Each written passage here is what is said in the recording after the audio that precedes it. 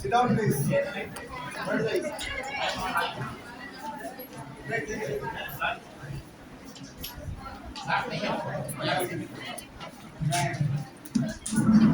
अस्सलाम वालेकुम। आज का ये प्रोग्राम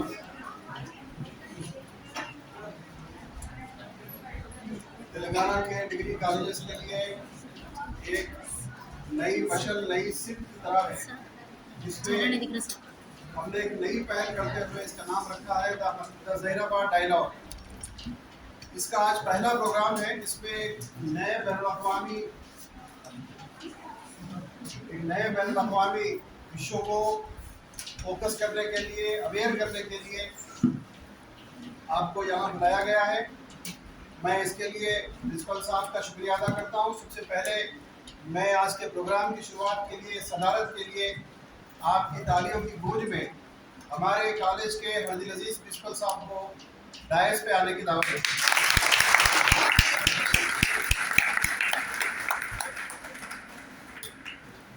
ज़हीराबाद शहर की नामवर शख्सियत, जिसने दीनी और इल्मी सतह पर एक ऐसा कारनामा अंजाम दिया है कि आज इस सरजमीन का नूर उस शख्सियत की वजह से पूरे ज़िले में, न सिर्फ बल्कि पूरी सरजमीन दक्कन में फैल रहा है। मेरी मुराद मौलाना मोहम्मद अतीक साहब कासमी की है।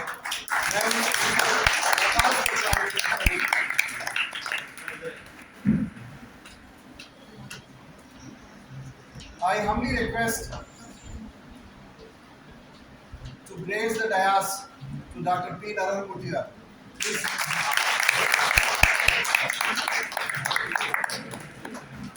He is the man behind the success of every program, Dr. P. Naran Mutia sir. मैं आज के दो स्टूडेंट्स के resource persons Munir Raqib BA 6 semester से गुजारिश करता हूँ कि वो शहर रशीद पर तशरीफ लाएं। मैं रोजा रहमत से दरख्वास्त करता हूँ कि वो शहर रशीद पर तशरीफ लाएं।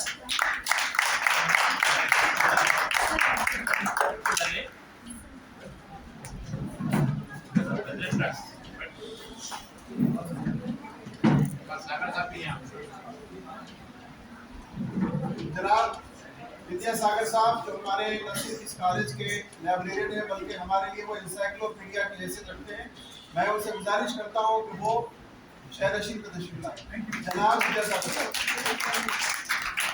डिपार्टमेंट ऑफ पॉलिटिकल साइंस का ये सेमिनार, आप ये समझ रहे होंगे कि आज सिर्फ 2 स्टूडेंट्स हैं, लेकिन अगर हम आपको वो डॉक्यूमेंट बता दें जिसमें हमने वो एक बेस्ट प्रैक्टिसेस की हैसियत से शामिल किया है, ये इस कॉलेज के लिए नहीं है बल्कि पूरे ज़हीराबाद टाउन के लिए है, यानी पूरे ज़हीराबाद के लिए। बल्कि हम इसको अगर पूरे यूनिवर्सिटीज़, वॉक्सन यूनिवर्सिटी और दीगर जितने भी उस्मानी यूनिवर्सिटी के एफिलिएटेड कॉलेजेस हैं, उन सबको हम जमा करेंगे और आइंदा आने वाले महीने में इंशाल्लाह 1 दिन का या 2 दिन का फुल डे सेमिनार होगा।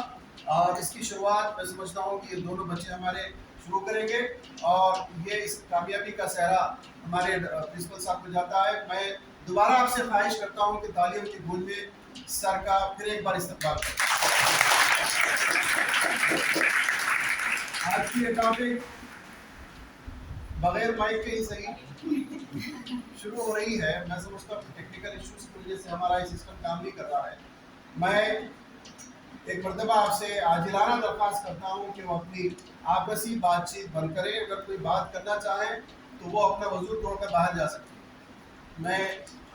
हमारे सामने एक ऐसी शख्सियत मौजूद है जिनके न सिर्फ हमारे इलाके के तालिबात हैं बल्कि दीगर अजला से, दीगर इलाक़ों से हमारे पास साहब के यहाँ आती हैं, मौलाना के पास। और इसका हम ऐनी गवाह हैं, ऐनी शाहिद हैं कि इस तरह से 22 फरवरी 2023 को विद्यासागर साहब को तारीख याद होगी, हम उनके स्कूल में गए थे और हमने उनके बच्चों का, उनके बच्चियों का हमने कल्चरल मुजाहरा देखा था। हमको बड़ी खुशी हुई बल्कि ताज्जुब भी हुआ कि शहर ज़हीराबाद के अंदर इस तरह का एक मदरसा जो इल्मी और दीन का नूर पूरे इलाके में फैला रहा है।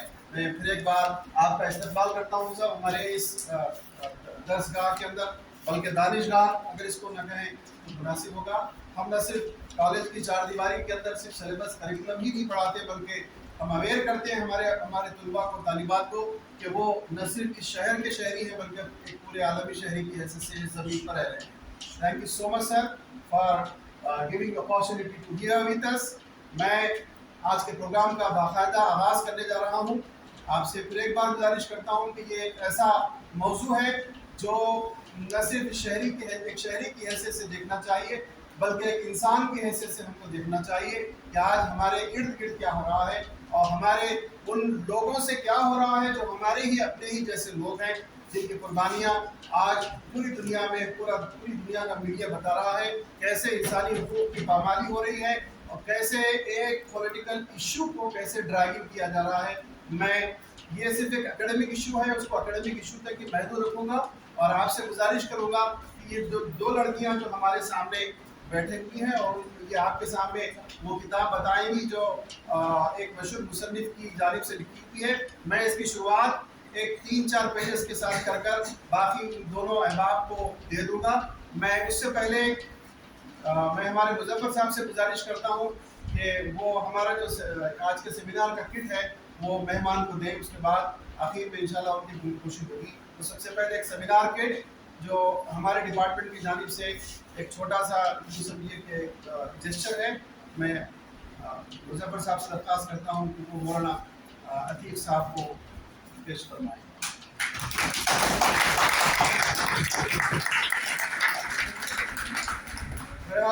نذرانے کی تقریبت ہوتی ہے تو اس کو تولا جاتا ہے. پھر انشاءاللہ پھر کسی موقع پہ اور بڑی تحریت کا پروگرام ہوگا. میں مظفر صاحب سے ہی گزارش کرتا ہوں کہ وہ ہمارے 2 طالبات کو بھی ہمارے سیمینار کی پیش کریں.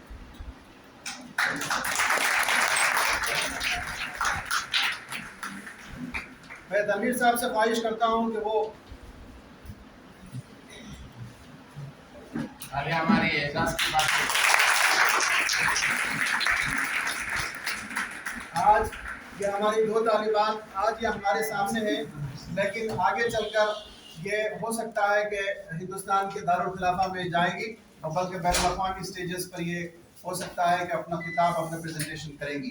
آج ہمارے لیے یوں سمجھیے کہ ایسے موقع پر جہاں شیطان ہماری ٹانگ اڑا رہا ہے ویسے ہمارے مادیاتی ذرائع اور وسائل بھی ہمارے لیے وہ روڑے اٹکا رہے ہیں. میں گزارش کرتا ہوں کہ آپ اس سے یوں بددل نہ ہوں. میں گزارش کرتا ہوں کہ وہ سیمینار کا پریزنٹیشن جو ہے پہلے پورے رقیب سے ہو, ہاں روزہ سے ہو.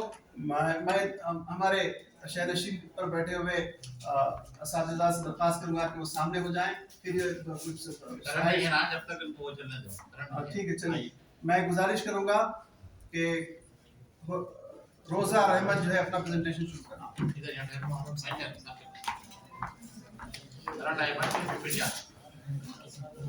احمد اور راسد رسول کریم آباد عالی جناب پرنسپل سر مہمان خصوصی اور عزیز لیکچرز میرے پاس پیارے ساتھیوں سب کو السلام علیکم. آج کے سیمینار میں ہم تاریخ بیت المقدس اور مسئلہ فلسطین پر تبصرہ کرنے والے ہیں. جزاک اللہ خیر سر کہ آپ نے ہمیں اتنا قابل سمجھا اور یہ مجھے بولنے کا موقع دیا. مسلمانوں کے پاس فلسطین کا خبر کیسے آیا؟ مسلمان ایک قوم ہے جس کا مذہب اسلام ہے. وہ اللہ تعالیٰ کی عبادت کرتے ہیں اور نبی صلی اللہ علیہ وسلم کی پیروی کرتے ہیں. اور فلسطین ایک ملک ہے جس طرح سے ہندوستان ایک ملک ہے اسی طرح سے ایک فلسطین ملک ہے. فلسطین میں مسلمانوں کی مقدس جگہ مسجد اقصیٰ ہے جہاں پر 1 لاکھ نبی اکرام نے امامت بھی کی تھی اور وہ مسلمانوں کا قبلہ اول بھی تھا.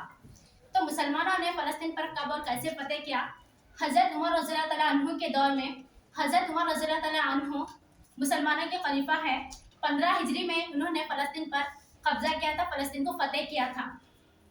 اس وقت وہاں پر رومیوں کی حکومت تھی جو عیسائی تھے. وہاں پر عیسائی نے یہودیوں پر پابندی لگا دی تھی کہ وہ بیت المقدس کی زیارت نہ کریں. بیت المقدس سے مراد وہ لوگ وہاں پر ان کے لیے بیت المقدس ہیکل سلیمانی ہے, وہ ہیکل سلیمانی کی عبادت کرتے ہیں یہود. اور ہمارے لیے بیت المقدس مسجد اقصیٰ ہے اور عیسائیوں کے لیے وہ عیسیٰ علیہ السلام کی پیدائشی مقام ہے وہاں پر.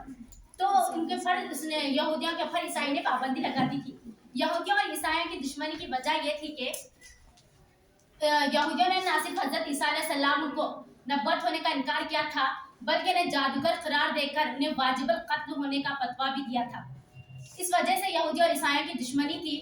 कुरान मजीद का बयान है कि हजरत ईसा अलैहिस्सलाम को अल्लाह ताला ने जिंदा आसमानों पर उठा लिया है, और हदीस सही में भी है कि क़यामत से पहले हजरत ईसा अलैहिस्सलाम का नुज़ूल होगा, और हजरत ईसा अलैहिस्सलाम इस दुनिया में एक नबी की हैसियत से नहीं बल्कि नबी सल्लल्लाहु अलैहि वसल्लम की उम्मती की हैसियत से इस दुनिया में आएंगे और दज्जाल का खात्मा करेंगे। मुकाम लुत पर, ये मुकाम लुत इजराइल में एक शहर है जहाँ पर आज एयरपोर्ट वाक़ है।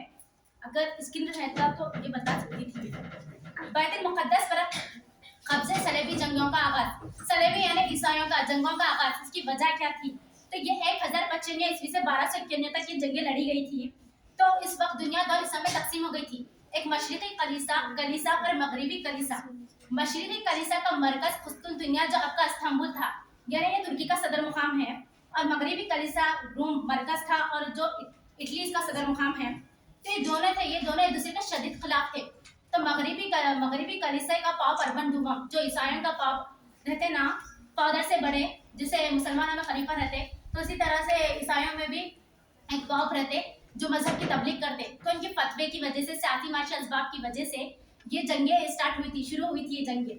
तो पाप ये फतवा दिया था कि ईसाइयों को अपनी जंग में शामिल करने के वास्ते कि ये जंग में जो भी मारा जाएगा वो जन्नती होगा और तमाम गुनाह इसके बख्श दिए जाएंगे। तो इस जंग में तमाम शराबी, डाकू, जो भी रहते ना ऐसे किस्म के, वो लोगों को इसमें शामिल किया गया, वो अपने गुनाह बख्श माने के लिए शामिल हो गए। और इस वक्त ये भी अफवाह उठाई गई थी कि ये जंग में अगर यरूशलेम को फतेह कर दिया जाएगा तो उस वक्त हजरत ईसा अलैहिस्सलाम का नुज़ूल होगा। ऐसे अफवाहें की वजह से ये ईसाई जोश व खरोश इस जंग में शामिल हो गए।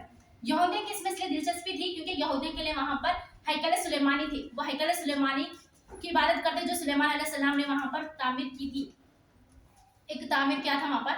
इस वजह से इस जंग का आगाज हुआ था। और ईसाइयों के लिए वो बैतुल मुक़द्दस जगह इसलिए है क्योंकि वहाँ पर हजरत ईसा अलैहिस्सलाम की पैदाइशी मुकाम है। यरूशलेम एक शहर है, वहाँ पर 10 किलोमीटर दूरी पर बैतुल लहम एक मुकाम है, वहाँ पर हजरत ईसा अलैहिस्सलाम की पैदाइश हुई थी। इसी को अब इस वक्त वहाँ पर द चर्च ऑफ नेटिविटी गिरजा घर वहाँ पर है इस वक्त मौजूद। सलेबी ईसाइयों का फलस्तीन पर कब्जा कब कैसे हुआ? हजरत उमर रज़ियल्लाहु तआला अन्हु के दौर में मुसलमानों ने फलस्तीन को फतेह तो किया था, लेकिन फिर एक मरतबा 9 साल के लिए ईसाइयों के पास ही चले गया था। 1099 ईस्वी से 1187 ईस्वी तक ईसाइयों के पास चले गया था। तो ईसाइयों ने यहूदी और मुसलमानों पर बहुत जुल्म व सितम किया था, उनके कत्ल आम किया था। उस वक्त एक फातिमी खानदान था, उस वक्त वहाँ के इफ्तिखार दौलत हुक्मरान थे। उस वक्त मुसलमानों की मदद करने के बजाय वो वहाँ से चले जाते हैं अपनी जान बचाने के लिए। वो तो चले जाते हैं, लेकिन ईसाई वहाँ पर मुसलमानों यहूदियों का खूब जुल्म व सितम कर देते हैं। एक फातिमी हुक्मरान अल-मुस्तज़िर बिल्ला थे, तो उनकी वफात के बाद इनके 2 बेटे अल-मुस्तैली बिल्ला और नज़ारा 2 बेटे थे इनके, इमामत के लिए झगड़े शुरू होने लगे। जिस तरह बादशाह के लिए तख्त नशीन के झगड़े होते ना, वहाँ पर इमामत के लिए झगड़े शुरू होने लगे। ये दोनों भाई आपस में लड़ने लगे। उसका फायदा ईसाइयों ने उठा लिया और फलस्तीन पर कब्जा कर लिया। बड़े भाई को उसने मार दिया, इसका बड़ा बेटा, इनके बड़े बेटे अल-मुस्तज़िर बिल्ला के बड़े बेटे ने अपने छोटे भाई को मार दिया। फिर इसके बाद खैर सुल्तान सलाहुद्दीन अय्यूबी रहमतुल्लाह अलैह ने अपनी काविशों, अपनी जिहाद की बदौलत इस सरजमीन को फिर से मुसलमानों के हाथ में लाके दे दिया। फिर इस तरह से 1917 तक ये मुसलमानों के पास ही रही सरजमीन फलस्तीन, जब तक बरतानिया ने इस पर हुकूमत किया था। ऐलान बिलफुर क्या है? ऐलान बिलफुर एक तहरीक है, ज़ियोनिज़्म बल्कि एक तहरीक है। यहूदियों ने एक तहरीक निकाली थी कि हमारा भी एक मुल्क होना चाहिए, हम भी एक मुल्क होना चाहिए जहाँ पर हम क़याम कर सके। तो उस वक्त 1917 में बरतानिया बहुत ही ताकतवर मुल्क था, उसने इनकी हेल्प की थी। बरतानिया में एक हुक्मरान था बिलफुर सियासतदान था, उसने यहूदियों से खुफिया माहिदा किया था कि ये तुमको हम फलस्तीन में आबाद करेंगे बोल के। तो ये 9 नवंबर 1917 को ये पब्लिश किया गया था ये माहिदा। इसके बाद इसराइल की रियासत कब और कैसे वजूद में आई? पहली जंग अजीम 1914 से लेकर 1918 तक हुई ना, उसके बाद फलस्तीन पर जर्मनी का कब्जा था। जर्मनी से याद आया कि जर्मनी का हुक्मरान तानाशाह हिटलर ने 60 लाख यहूदियों को मारकर 1/3 आबादी खत्म करके कुछ यहूदियों को छोड़ते हुए ये तारीखी जुमला कहा था कि मैं इनको जिंदा इसलिए छोड़ रहा हूँ ताकि दुनिया देखे मैंने क्यों मारा था। तो इस वक्त जर्मनी की हुकूमत थी 1917 में, उसने जंग अजीम के बाद वहाँ पर जर्मनी ने फलस्तीन पर कब्जा किया था। इसके बाद 1917 में बरतानिया के जरिए यहूदियों ने अपने फलस्तीन पर कब्जा जमाने की कोशिश की और वहां पर बरतानिया दुनिया के तमाम ममालिक के यहूदियों को जमा करके इसराइल में एक आर्मी बनाया और वहां पर रखा हम लोगों को। वहां पर रहने वाले फलस्तीनी लोगों और ये आर्मी यहूदियों से झगड़े शुरू होने लगे। उस नतीजे में बरतानिया तो वहां से निकल गया, उसी ने तो हेल्प की वहां पर आबाद करने के लिए, वहां से निकल गया। ये जिम्मेदारी अक़वाम मुत्तहिदा को दे दी, यूनाइटेड नेशनल ऑफ ऑर्गेनाइजेशन जो इदारा है ना उसको दे दी। उसने वो इदारे ने ना 1947 में यह ऐलान कर दिया कि तकसीम कर दिया फलस्तीन को, एक हिस्सा अरबों को दे दिया, एक हिस्सा यहूदियों को दे दिया उसने। और ये बात अरबों को कबूल नहीं थी क्योंकि इनके मुल्क में जबरदस्ती आकर ये फलस्तीन अपना कब्जा जमा रहे थे, इनको कबूल नहीं थी। लेकिन इसराइल ने 14 में 1948 को ऐलान कर दिया कि ये सरजमीन हमारी है। तो ऐलान से पहले 1946 में फलस्तीन की सरजमीन कितनी है, बहुत ज्यादा थी सरजमीन। जैसे ही ऐलान कर दिया गया 1947 से लेकर आज तक भी ये सरजमीन पर इसराइल ने कब्जा किया है। अक़वाम मुत्तहिदा की तरफ से फलस्तीन की तकसीम, ये अक़वाम मुत्तहिदा की करारदाद की वजह से ही फलस्तीन तकसीम हो गया है ना। ये सिर्फ अक़वाम मुत्तहिदा की एक चाल थी जिसके जरिए यहूदियों को उसमें आबाद करना था, उनकी चाल थी। इस तकसीम के खिलाफ यमन, शाम, सऊदी अरब, पाकिस्तान, बल्कि इंडिया भी इस तकसीम के खिलाफ था कि इस फलस्तीन को तकसीम ना किया जाए। लेकिन फिर अक़वाम मुत्तहिदा ने तकसीम कर दिया और वहाँ पर इसराइल की हुकूमत कायम हो गई और इसराइल ने अपना वहाँ पर कब्जा जमा लिया। बैतुल हलम मुकाम कहाँ पर वाक़ है? हज़रत ईसा अलैहिस्सलाम की जहाँ पर पैदाइश हुई है वहाँ पर बैतुल हलम है, बैतुल लहम है जो यरूशलेम में 10 किलोमीटर दूरी पर वाक़ है। वहाँ पर एक मौजूद बस्ती है, वहाँ पर ही ये बैतुल लहम मुकाम है जहाँ हज़रत ईसा अलैहिस्सलाम की पैदाइश हुई थी। अब इस वक्त वहाँ पर 25,000 मुसलमानों की आबादी है, ईसाइयाँ भी है वहाँ पर, लेकिन वहाँ पर अब इसराइल ने कब्जा कर चुका है। वहाँ पर हज़रत ईसा अलैहिस्सलाम की पैदाइश हुई थी जिसे कनीसा विलादत भी, द चर्च ऑफ नेटिविटी भी कहते हैं। और यहूदियों के नज़दीक हज़रत दाऊद अलैहिस्सलाम की पैदाइश है।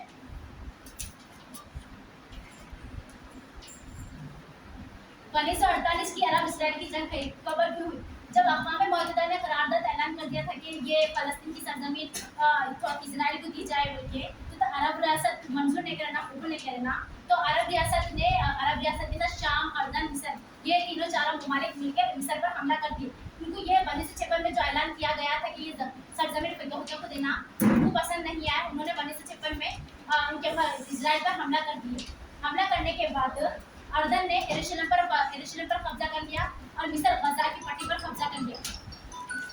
कर लेने के बाद इसराइल क्या कर रहा, मगरिब यरूशलेम तमाम फलस्तीनी इलाके पर कब्जा कर लिया। 60% इलाके पर उसने कब्जा कर लिया था। यह अरब और इसराइल की जंग की वजह से फलस्तीन बेदार बदल हुए, भटकने लगे और 7.5 लाख फलस्तीनियों को इसराइल ने बेघर कर दिया। वो अपने घरों से बेघर हो गए वो अपने कैंपों में रहने के लिए मजबूर हो गए वो लोग। और ये वाक़या इनके लिए हाँ मुकब्बा कहा जाता है, जिसका माने तबाही और बर्बादी के है। ये वाक़या इनके लिए बहुत ही तबाही और बर्बादी का साबित हुआ फलस्तीनी लोगों की वजह से। फलस्तीन में अरब और इसराइल की जंग की वजह से 26 पेज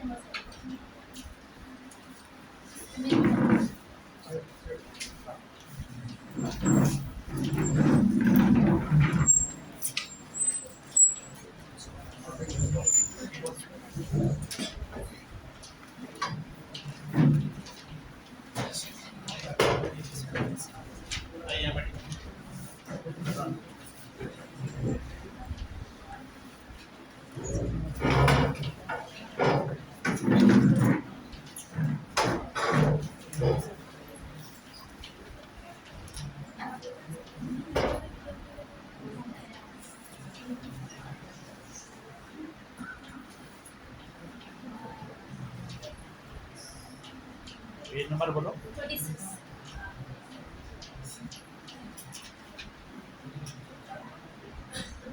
खुलने दो।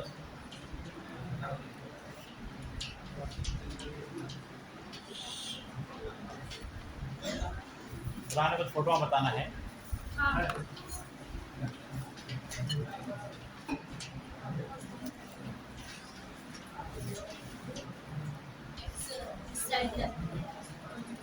थोड़ा हाँ वो देखते रहो क्या पता।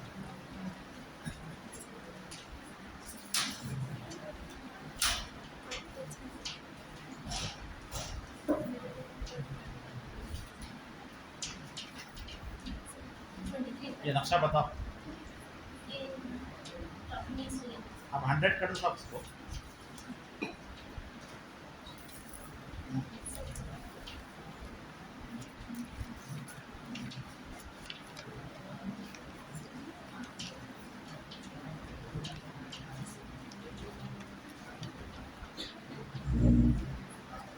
चलिए ऊपर कर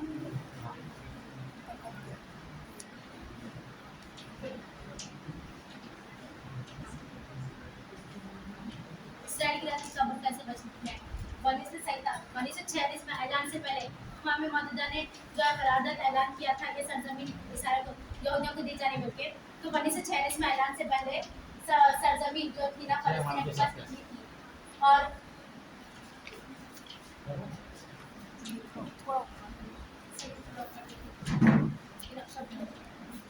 नक्शा कब का बदला वो बताओ। 1946 में ऐलान से पहले जब अक़वाम मुत्तहिदा ने करारदाद ऐलान किया था ये सरजमीन यहूदियों को इसराइल को देना बोल के, तो इससे पहले फलस्तीन में सरजमीन जो ग्रीन है ना वो फलस्तीन है, फलस्तीनों की थी वो सरजमीन, जो वाइट है वो इसराइल की थी। जब ऐलान किया गया 1947 में तो इसराइल की और फलस्तीनों की दोनों की बराबर हो गई। फिर 1967 में और 2012 और आज तक इसराइल की ही हुकूमत है। फलस्तीन जो है ना ग्रीन तरफ में तो फलस्तीन है, कम होते आ रहे फलस्तीन की सरजमीन, इसराइल की जमीन बढ़ती जा रही बढ़ती है। जाए।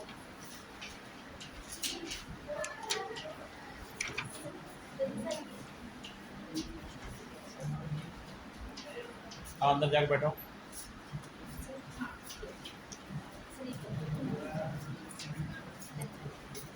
हज़रत ईसा अलैहिस्सलाम की गुफा में पैदा करी ना, तो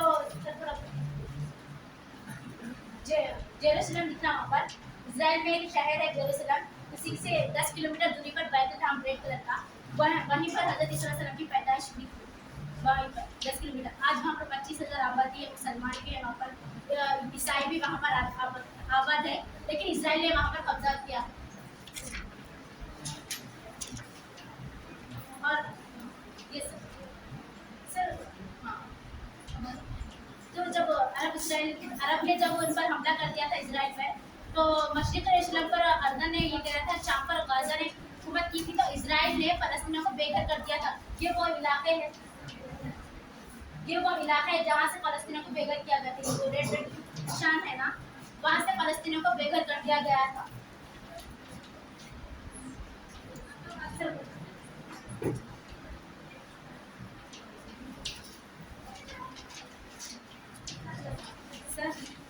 पेज नंबर 28 अरब और इसराइल की जंग और क्यों कैसे हुई?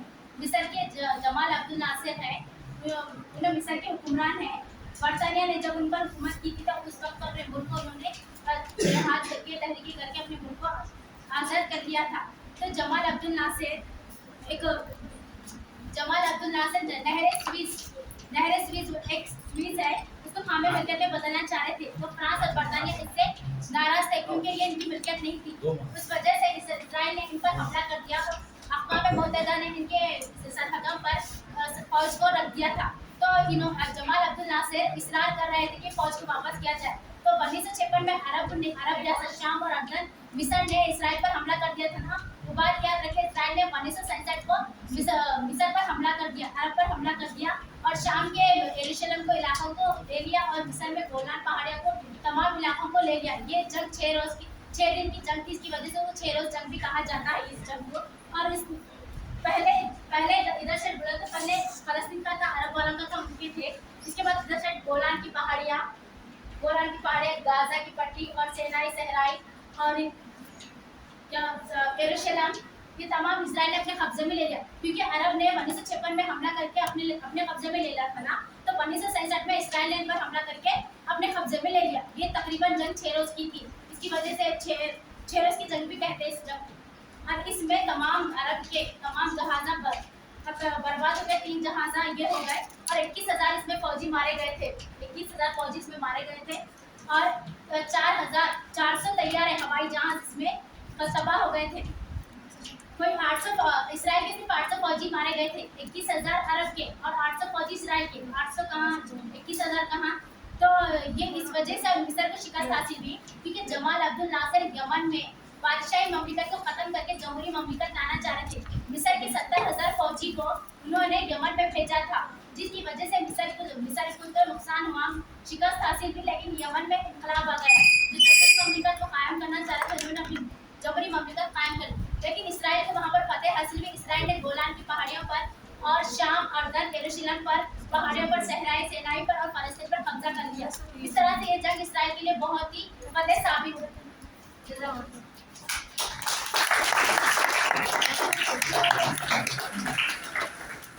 शुक्रिया आपने एक ऐसी तारीख पर रोशनी डाली है जो मैं समझता हूँ कि हमारे इस जगह बैठे हुए तलबात और तालिबात को बहुत कभी वाक़ियत होगी। ये PDF फाइल आप तमाम को भेजी जाएगी, आप एक मरतबा फिर मुताला करें, ज़रूर करें और ये याद रखें कि जिस जगह इंसानी हुकूक की पामाली हो रही है उसको कंडेम करना हम सबका फ़र्ज़ है। अकेडमिकली भी हम ये चाह रहे हैं कि आपको मालूम है कल परसों 17 तारीख को हमारे जो वज़ीर ख़ारजा जयशंकर साहब जर्मनी के शहर म्यूनिख गए थे। उन्होंने इस बात का अमेरिकी वज़ीर ख़ारजा के साथ इस बात पर उन्होंने इंसिस्ट किया, दबाव डाला कि फौरी जंगबंदी होना चाहिए और मसले फ़लस्तीन का एक परमानेंट सोल्यूशन होना चाहिए। मैं आज की दूसरी होनहार तालिबा 6 सेमेस्टर की उन्हें रफ़ीक से दरख्वास्त करता हूँ कि वो प्रेजेंटेशन को जारी रखें।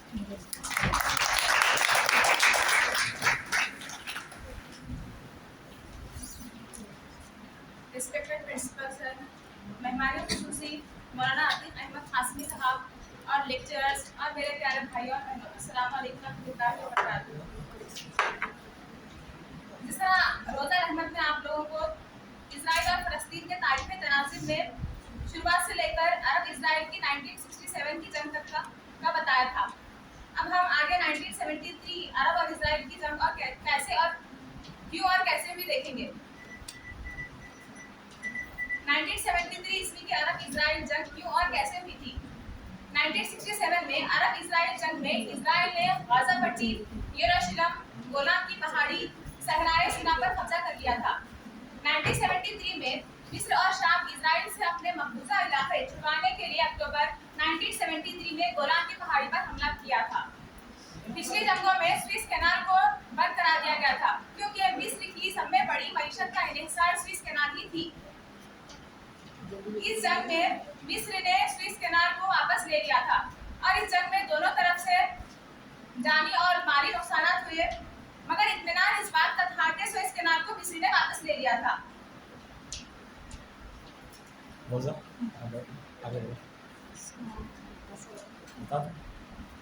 सियोनियत क्या है? छोड़ा हज़ल जदीद सियोनी तहरीक के बानी है। इसका मकसद एक अलहदा इसराइली रियासत का क़याम है। इसने अपनी किताब में 2 मुकामात इजरायली रियासत के लिए तजवीज़ किए। अर्जेंटाइन, जिसको मोतदिल मौसम, वसी इलाका और कम आबादी के लिए तरजीह दी, और दूसरा फ़लस्तीन, जिसे तारीख़ी ताल्लुक़ की वजह से तरजीह दी। छोड़ा हज़ल ने अजीम इसराइल के तसव्वुर में पेश किया, जिसमें फ़लस्तीन के अलावा अतराफ अतनाफ के ममालिक के भी इलाके मौजूद है। बहरहाल कई ममालिक ने फ़लस्तीन के वजूद को कबूल किया और तकरीबन 8 ममालिक ने इसराइल को कबूल नहीं किया, जिसमें अक्सर मुस्लिम ममालिक की है, जिसे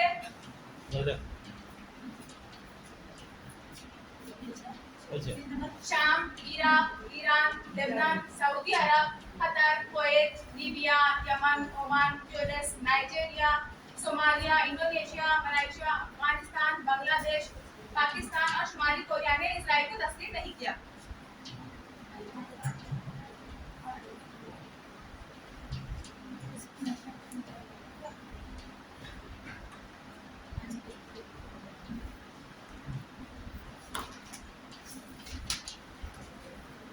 आजकल के यहूदी फिरके कौन से हैं?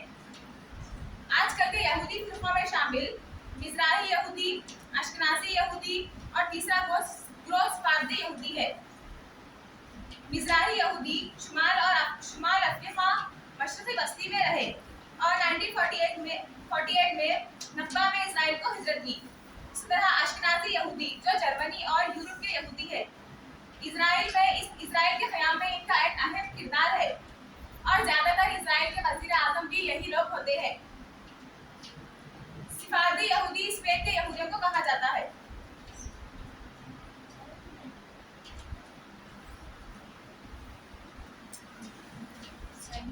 यहूदी फिरके में एक अहम यहूदी फिरका है हरीदी यहूदी, जिसे इजराइल मुखालिफ यहूदी भी कहते हैं।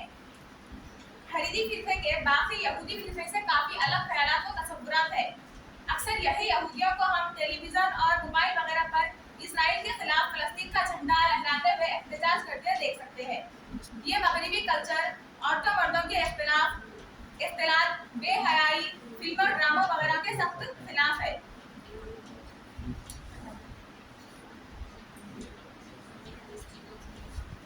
फलस्तीनी तंजीम अल-फतह क्या है? फलस्तीनी तंजीम अल-फतह पैलेस्टाइन नेशनल लिबरेशन ऑर्गेनाइजेशन, ये एक कौमपरस्त तंजीम है जिसका मकसद एक आज़ाद फलस्तीनी रियासत का क़याम है, जिसकी बुनियाद यासिर अरफात ने 1959 में रखी थी। आजकल इसके सरबराह महमूद अब्बास नजर आते हैं। फलस्तीनी तंजीम आज़ादी फलस्तीन PLO क्या है? PLO पैलेस्टाइन लिबरेशन ऑर्गेनाइजेशन, ये कई फलस्तीनी तंजीमों का इत्तेहाद था और सबका मकसद एक अरब रियासत का क़याम था। इस इत्तेहाद की सबसे बड़ी तंजीम अल-फतह है और इस इत्तेहाद की दूसरी और तीसरी तंजीम कम्युनिस्ट निज़ाम के हामी तंजीमें थी। इसके अलावा कई छोटी छोटी जमातें भी इस इत्तेहाद का हिस्सा थी।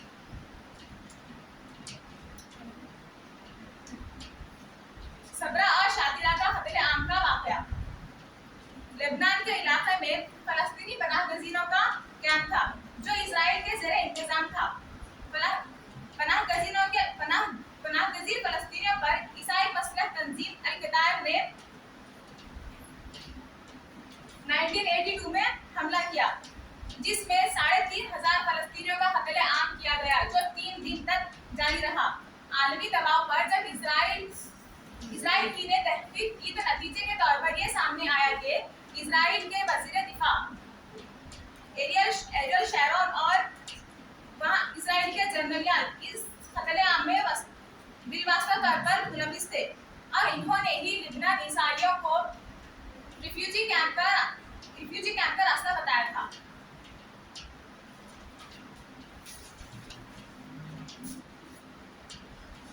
फलस्तीनी तहरीक इंतफाज़ा अव्वल क्या थी? 1967 में अरब इजराइल की जंग में गाजा मगरिबी किनारे पर इजरायली कब्जा जम गया था। इसी इजरायली कब्जे के खिलाफ आज़ादी तहरीक शुरू की गई, जिसे इंतफाज़ा अव्वल कहते हैं, जिसका क़याम 8 दिसंबर 1987 में फलस्तीनियों ने रखा। फलस्तीनी तहरीक हमास क्या है? शेख अहमद यासीन ने इसी इंतफाज़ा तहरीक के दौरान 1987 में हमास की बुनियाद रखी, जिसका असल नाम हरकतुल मक़ामतुल इस्लामिया है। इस तहरीक की 2 डिपार्टमेंट्स है, एक वेलफेयर का काम करती है और दूसरा अस्करी शोबा है, जिसका नाम शहीद अजीजुद्दीन कासिम ब्रिगेड है। फलस्तीन की बुनियादी तहरीक अल-फतह ने अस्करी मज़ाहिमत तर्क कर दी और सियासी हल की तलाश में रही, जिसकी वजह से हमास वजूद में आई। हमास को ईरान की मदद व मुआवनत हासिल है। ईरान हमास की इस्लाह भी फ्राहम करता है।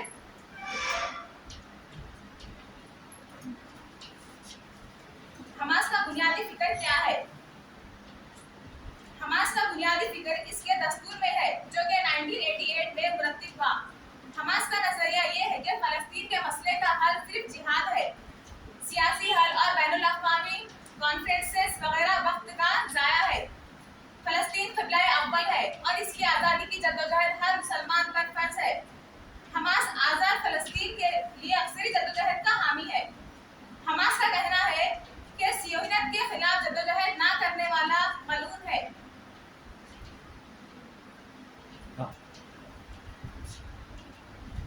हमास अल-फतह और हमास में क्या फर्क है?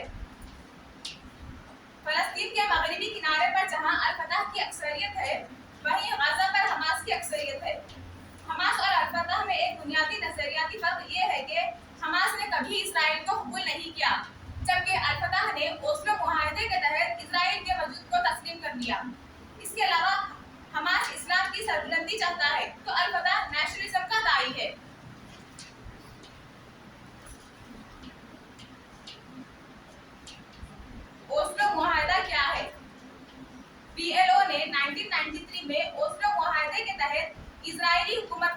की नुमाइंदे के तौर पर तस्लीम कर लिया। Oslo मुआहदा Yasir Arfat, bill Clinton, इसहाक राबित के माबैन हुआ। इस मुआहदे में गाजा पट्टी मगरबी इलाका जो 1967 में अरब इजराइल जंग में इजराइल के पास जा चुके थे, इसमें अरीहा की बस्ती में फलस्तीनियों की अथॉरिटी को इजराइल ने तस्लीम कर लिया। यासिर अरफात इस अथॉरिटी के हेड मुकर्रर हुए। इस मुआहदे के तहत दोनों तरफ से जंगबंदी की गई। कैंप डेविड मुआहदा क्या है? ओस्लो मुआहदे के बाद दोनों तरफ से हलाकतें होती रही। फलस्तीनियों का ये कहना था कि 78% हिस्सा इजराइल के लिए फलस्तीनियों ने मान लिया, मगर अब वो गाजा पट्टी और मगरबी किनारे से कुछ ना देंगे। मगर इजराइल इन दो इलाकों से जाने के लिए राजी ना था। इजराइल चाहता था कि फलस्तीन गाजा पट्टी और मगरबी किनारे का 27% अपने पास रखे, मगर फलस्तीनी चाह रहे थे कि मशरिकी हिस्सा इन्हें दिया जाए जहां मस्जिद अक्सा मौजूद है। इजराइल ने तजवीज पेश की कि मशरिकी हिस्से का इंतजाम तो फलस्तीनियों को दे देते हैं, मगर इख्तियार ना देंगे। आखिरकार ये मुआहदा ना हो सका और फलस्तीनियों की तरफ से बातचीत बंद कर देने का ऐलान कर दिया गया। फलस्तीनी तहरीक इंतफाजा दुबम क्या है? सबरा और शातिरा फलस्तीनियों के खातिर आम के जिम्मेदार इजरायली वज़ीर दिफा एरियल शिरोन ने 28 दिसंबर 2000 ईस्वी को हरम शरीफ का दौरा किया, जिसका मकसद ये था कि हरम इजराइलियों की खुद मुख्तारी में रहे। इसके फौरन बाद फलस्तीनियों ने मुजाहिरे एहतजाज शुरू कर दिए, जिसे इंतफाजा दुबम तहरीक ने कर दिया।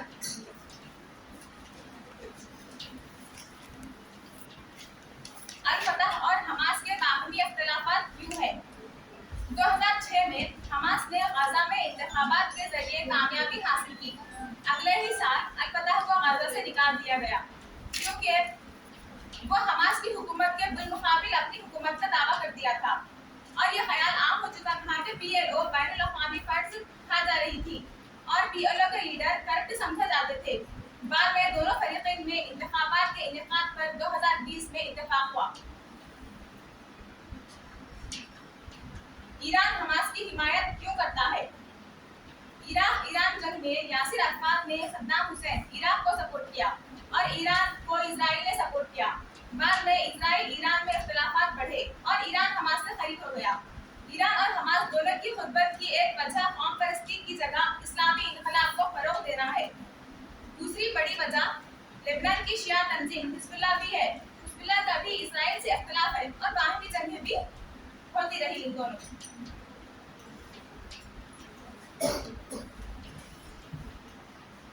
कदीम यरूशलेम शहर की हुदूद क्या है? कदीम यरूशलेम के जो हुदूद है वो उस्मानी खलीफा सुलेमान अल कानूनी के ज़माने की है। इसमें 5 महल्ले थे: यहूदियों का महला, ईसाइयों का महला, मुसलमान का महला, आर्मीनियों का महला जो ईसाई का एक ग्रुप है, और नाक्शियों का महला। 5 महलों को इजराइल ने जंग में तबाह कर दिया, लिहाजा 4 महल्ले बाकी शहर के हुदूद है। हरम शरीफ किसे कहते हैं? हरम शरीफ एक अहाते या 4 दीवारी का नाम है जो कदीम यरूशलेम शहर में मौजूद है। इसी अहाते में मस्जिद अक्सा और कुब्बतुस सखरा भी है। कुब्बतुस सखरा को खलीफा अब्दुल मलिक बिन मुरवान और इसके बेटे वलीद बिन अब्दुल मलिक ने तामीर करवाया और मस्जिद अक्सा हजरत उमर रज़ियल्लाहु तआला अन्हु ने तामीर करवाई, जिसके बारे में रिवायत है कि यहाँ से ही मेराज शुरू हुआ था। यहूदी रिवायत के मुताबिक इस चट्टान पर हैकल सुलेमानी थी और इसी हरम की दीवार पर इसी हरम में दीवारी गिरिया भी थी। मस्जिद अक्सा किसे कहते हैं? कुरान मजीद में जिस मस्जिद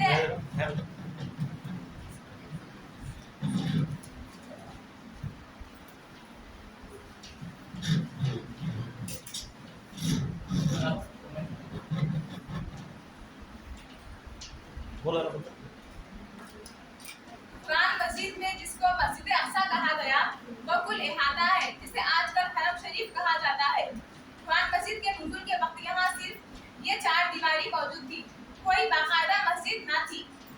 हजरत उमर रज़ियल्लाहु तआला अन्हु ने 15 हिजरी में इस अहाते यानी हरम कुदुस में एक मस्जिद तामीर करवाई और नाम से मारूफ हो गई, जिसे एक वक्त में मस्जिद उमर ही कहा जाता था।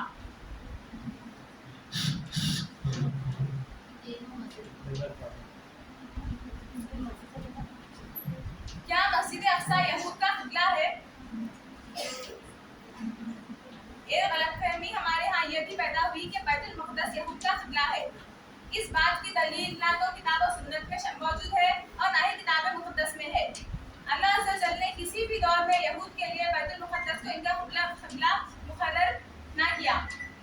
हाँ, वो हम मुसलमानों के लिए किबला अव्वल जरूर है। इसी तरह मस्जिद अक्सा यहूद का किबला नहीं है।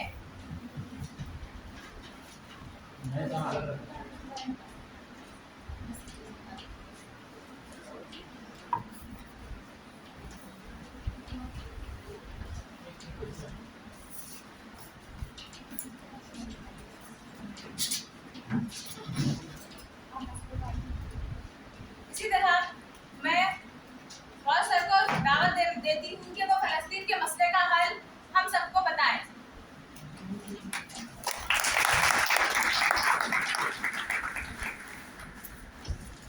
आप सबको मालूम होगा 7 अक्टूबर 2023 को हमास ने हमला किया था इसराइल पर, और आज तक की सूरत हाल आपको मालूम है कि 30,000 के करीब वहाँ लोग शहीद हो चुके हैं, जिसकी अक्सरियत औरतों और बच्चों की है। दूसरी जंग अज़ीम के बाद ये सबसे बड़ा इंसानी अलमिया, इंसानी हुकूक की पामाली का अलमिया और गैर कानूनी कब्जे का अलमिया, जिसको आज तक अक़वाम मुत्तहिदा हल नहीं कर पा रही है। हो सकता है कल अगर कोई मसला हल हो जाए तो इंशाअल्लाह उसका सवाब हमको मिलेगा कि इसलिए हम सब 30,000 लोगों की तर्जुमानी कर रहे हैं। गवर्नमेंट ऑफ इंडिया की तरफ से जो हल पेश किया गया वो 2 नेशन थ्योरी का मसला था। आज भी, बल्कि आज के दिन भी जयशंकर साहब जो हमारे मिनिस्टर ऑफ एक्सटर्नल अफेयर्स हैं, अक़वाम मुत्तहिदा पर और ख़ास तौर पे अमेरिका पे जोर दे रहे हैं कि जो 1967 में जो पैलेस्टाइन के जो बॉर्डर्स थे, याम कबूल की जंग के 6 दिन की जो जंग हुई थी, उन तमाम को खुसूसन जो ओल्ड सिटी ऑफ यरूशलेम है, जिसको जहाँ बैतुल्लहम, जहाँ मस्जिद अक्सा, जहाँ बैतुल मुक़द्दस वाक़ है, हम भी ये मुतालबा करते हैं कि 2 नेशन थ्योरी, जिसको पूरे इसराइल को 2 हिस्सों में तकसीम किया जाए, यहूदियों को इसराइल दिया जाए और अरबों को फ़लस्तीन दिया जाए। ये ऑलरेडी ओस्लो माहदे के अंदर और कैम्प डेविड माहदे के अंदर ये बात लिखी हुई है, लेकिन इसराइल हर तरमी की तरफ से नहीं मान रहा है। हम दुआ गो हैं, हम सब इस बात की दुआ करते हैं कि जल्द से जल्द सीज़ फायर हो, जंग बंदी हो और इंसानी हुकूक की पामाली बंद हो। जो मासूम बच्चे, वो तस्वीर तो आपको मिली होगी जिसमें एक माँ अपने छोटे से शीरखार बच्चे को कफन में लपेटे हुए ये बोल रही है कि या रब मेरे इस कुर्बानी को कबूल कर ले। मैं समझता हूँ कि आज तक इस तरह की तारीफ, इंसानी तारीफ में हमने ऐसा नहीं देखा होगा। हम सब दुआ गो हैं कि उस मिडल ईस्ट के अंदर अमन कायम हो और गवर्नमेंट ऑफ इंडिया का एक्टिव इन्वॉल्वमेंट पीस रेस्टोरेशन के लिए हो और 2 नेशन थ्योरी का जो मायदा है, कैम्प डेविड का मायदा, उसके ज़रिए से मसला है।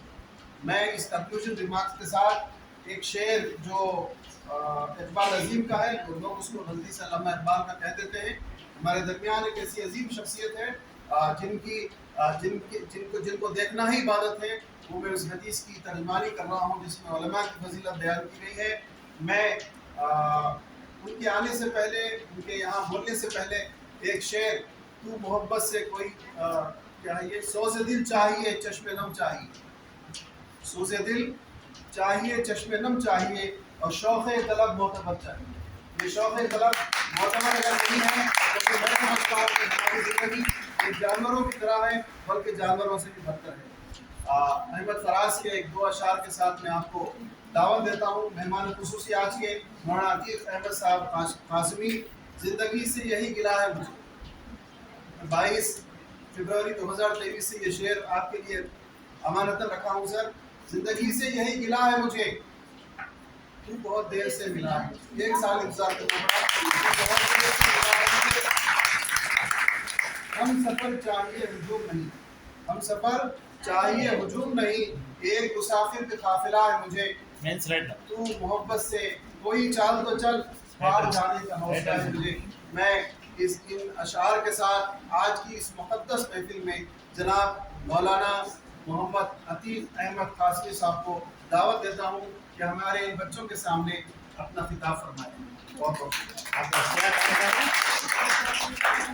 इश्तिहार है इसमें? आइए।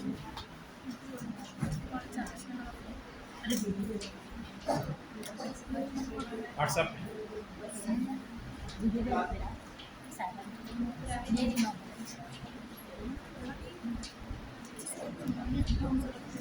आइए व्हाट्सएप में।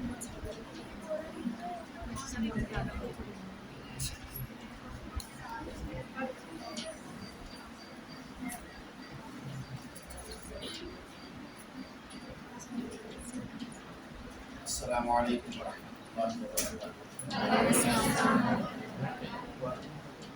बिस्मिल्लाहिर्रहमानिर्रहीम। अल्हम्दुलिल्लाहि रब्बिल आलमीन। वल आक़िबतु लिल-मुत्तक़ीन व आलिहि व सहबिहि अजमईन। वमन तबिअहुम बि इहसान इला यौमिद्दीन। अम्मा बाद। قال الله تبارك وتعالى في كلامه المجيد والفرقان الحميد: أعوذ بالله من الشيطان الرجيم. بسم الله الرحمن الرحيم.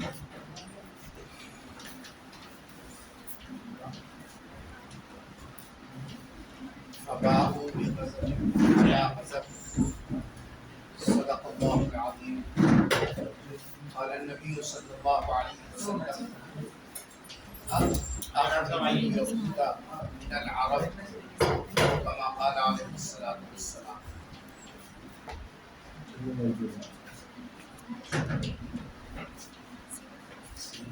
ڈگری کالج کے انتہائی مقبول ترین پرنسپل جناب محترم ڈاکٹر اسلم فاروقی صاحب دمت اور ان کے رفقائے کرام، عزیز طالبات، سامنے بیٹھے ہوئے عزیز طلباء جو انشاءاللہ مستقبل میں قوم کے معمار بھی ہوں گے اور اس وطن کے کئی اور پوری دنیا کے حساس مسائل میں اپنی صالحیت اور اپنی صلاحیت کے ساتھ انشاءاللہ پوری دنیا میں ایک ایسا مقام پیدا کرنے کی کوشش کریں گے، تاریخ ان کے بغیر ادھوری رہے گی۔ ہمارے عزم اونچے ہونے چاہیے، ہمارے ارادے پختہ ہونے چاہیے، نگاہ بلند ہو، تو ایسی صورت میں اللہ تبارک و تعالیٰ منزلوں کو آسان کر دیتے ہیں۔ یہ میرے لیے خوشی کا موقع ہے کہ ان میں سیاست سے واقفیت نہ ہونے کے باوجود آپ حضرات نے مجھ پر اعتماد کیا اور ایسے حساس مسئلے کو جو اس وقت پوری دنیا کا انتہائی خطرناک اور حساس مسئلہ بنا ہوا ہے، غزہ اور فلسطین کے اندر جو انسانی اقدار کی پامالی ہو رہی ہے اور کس طریقے سے وہاں انسانیت شرمسار ہو رہی ہے، اس کے موضوع پر اپنے خیالات آپ نے بھی مرتب کیے انتہائی محنت کے ساتھ، اور اس سلسلے میں میرے خیالات جاننے کے لیے آپ نے مجھے موقع عنایت فرمایا۔ اللہ تبارک و تعالیٰ آپ حضرات کی امیدوں پر کھرا اترنے اور اس سلسلے میں ہم سب کو اپنی اپنی بساط کے مطابق فکر کرنے کی توفیق نصیب فرمائے۔ ساتھ میں اس بات پر بھی آپ حضرات کا شکریہ ادا کروں گا کہ مجھے جو نظام العمل ہمارے ڈاکٹر غوث الدین صاحب دامت برکاتہم سے ملا ہے، اور الحمدللہ مکمل اسی وقت کے اعتبار سے آج کا یہ پروگرام بھی چل رہا ہے، ورنہ مسلمانوں میں عادت یہ ہے کہ وقت کی قدر نہیں ہوتی، اس کی وجہ سے ان کی جو ہے کامیابی ان کے قدم چومتے ہوئے نظر نہیں آتی۔ الحمدللہ وقت کی قدر جو افراد کرتے ہیں، وقت ان کو قابل قدر بنا دیتا ہے۔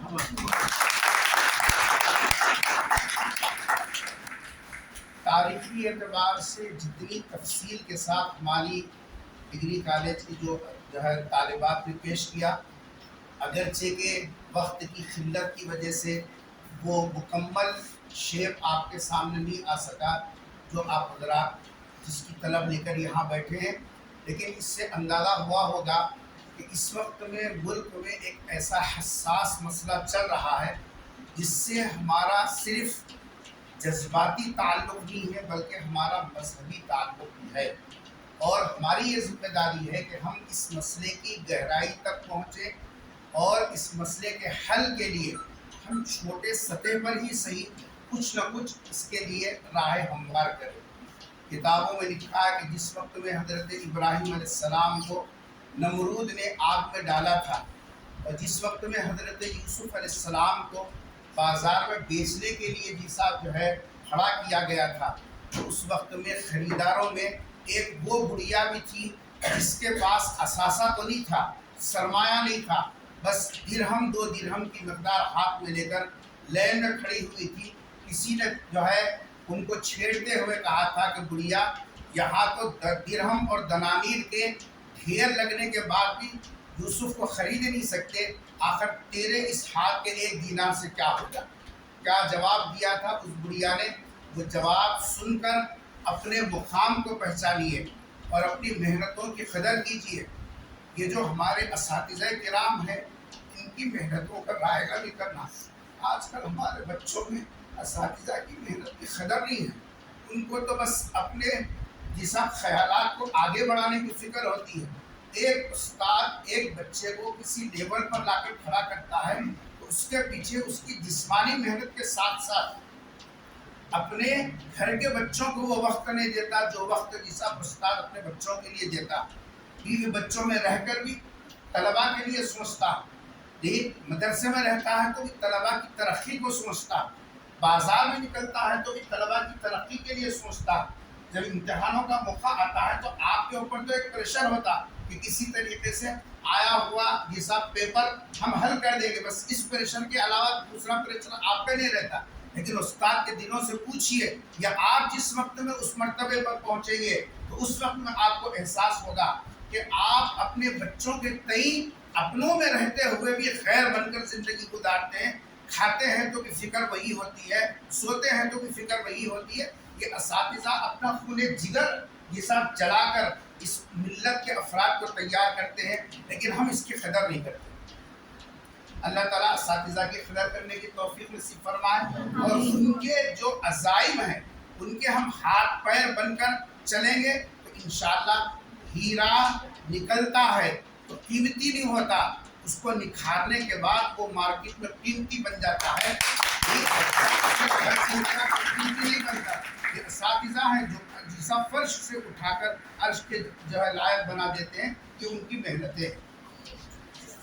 جس عنوان کے تحت میں مجھے اس وقت میں یہاں کھڑا کیا گیا ہے، یہ دراصل میرے لیے امتحان سے کم نہیں ہے، لیکن انشاءاللہ آپ حضرات کی توجہات رہے گی تو 12 منٹ سے 15 منٹ کے اندر میں اپنی گفتگو کو سمیٹ لوں گا، جس سے آپ کو ایک ایسا خاکہ سامنے آ سکتا ہے کہ اس غصے کے مسئلے کو سمجھنے میں اور اس سلسلے میں ہمارا اسلام جو قیامت تک کے لیے ہے ہمارے لیے کیا رائے عمل طے کرتا ہے۔ دیکھیے، کوئی بھی دنیا کے اندر جو انقلابات آتے ہیں، تحریکیں چلتی ہیں، یہ سب اور قافلے آگے بڑھتے ہیں اور پھر ملکوں کے اندر انقلاب آتا ہے تو کوئی اچانک نہیں آتا۔ اس کے پیچھے جب تک آدمی جذباتی طور پر اپنے آپ کو قربان نہیں کر دیتا تو اس وقت تک کوئی مسئلہ چھیڑا بھی نہیں جا سکتا اور کوئی مسئلہ حل بھی نہیں ہوتا۔ ابھی آپ نے طالبات اور پھر اسکرین پر کتابوں کے صفحات دیکھ کر آپ کو اندازہ ہوا ہوگا کہ کتنی لمبی تاریخ ہے اور کیسی پھیلی ہوئی تاریخ ہے، اور کس طریقے سے جس صدیوں کی تاریخ کے بعد بھی آج مسائل جیسے کہ ویسے ہیں۔ اصل بنیاد کیا ہے کہ یہ یہودی اور اسرائیل ان دونوں کے درمیان میں اصل چنگاری لگی کہاں سے؟ اگر چنگاری کو آپ سمجھیں گے تو اس کا حل نکالنا آپ کے لیے آسان ہو جائے گا۔ یہودیوں کو اتنا کیوں ان کے ساتھ تعلق ہے کہ وہ ساری دنیا سے ٹکر لینے تیار ہیں، کسی کی سننے تیار نہیں ہے، لیکن جگہ چھوڑنے کے لیے کسی بھی ایک ہی جگہ اپنی چھوڑنے نہیں بلکہ دوسروں کے حصے میں گھستے ہوئے یہ سب اپنی حفاظت کو کر رہے ہیں۔ اگر ان کی بنیادی پریشانی کیا ہے؟ وہ یہ ہے کہ یہودی یہ سمجھتے ہیں کہ یہ جو علاقہ فلسطین کا جو علاقہ ہے وہ ہمارا آبائی وطن ہے. آبائی وطن، جائے پیدائش سے ہر ایک کو محبت. آپ امریکہ بھی چلے جائیے، ظہیر آباد کی فکر، ظہیر آباد کی یہ سب کسک اور یہاں کی یادیں آپ کے ذہن سے نہیں نکلتی.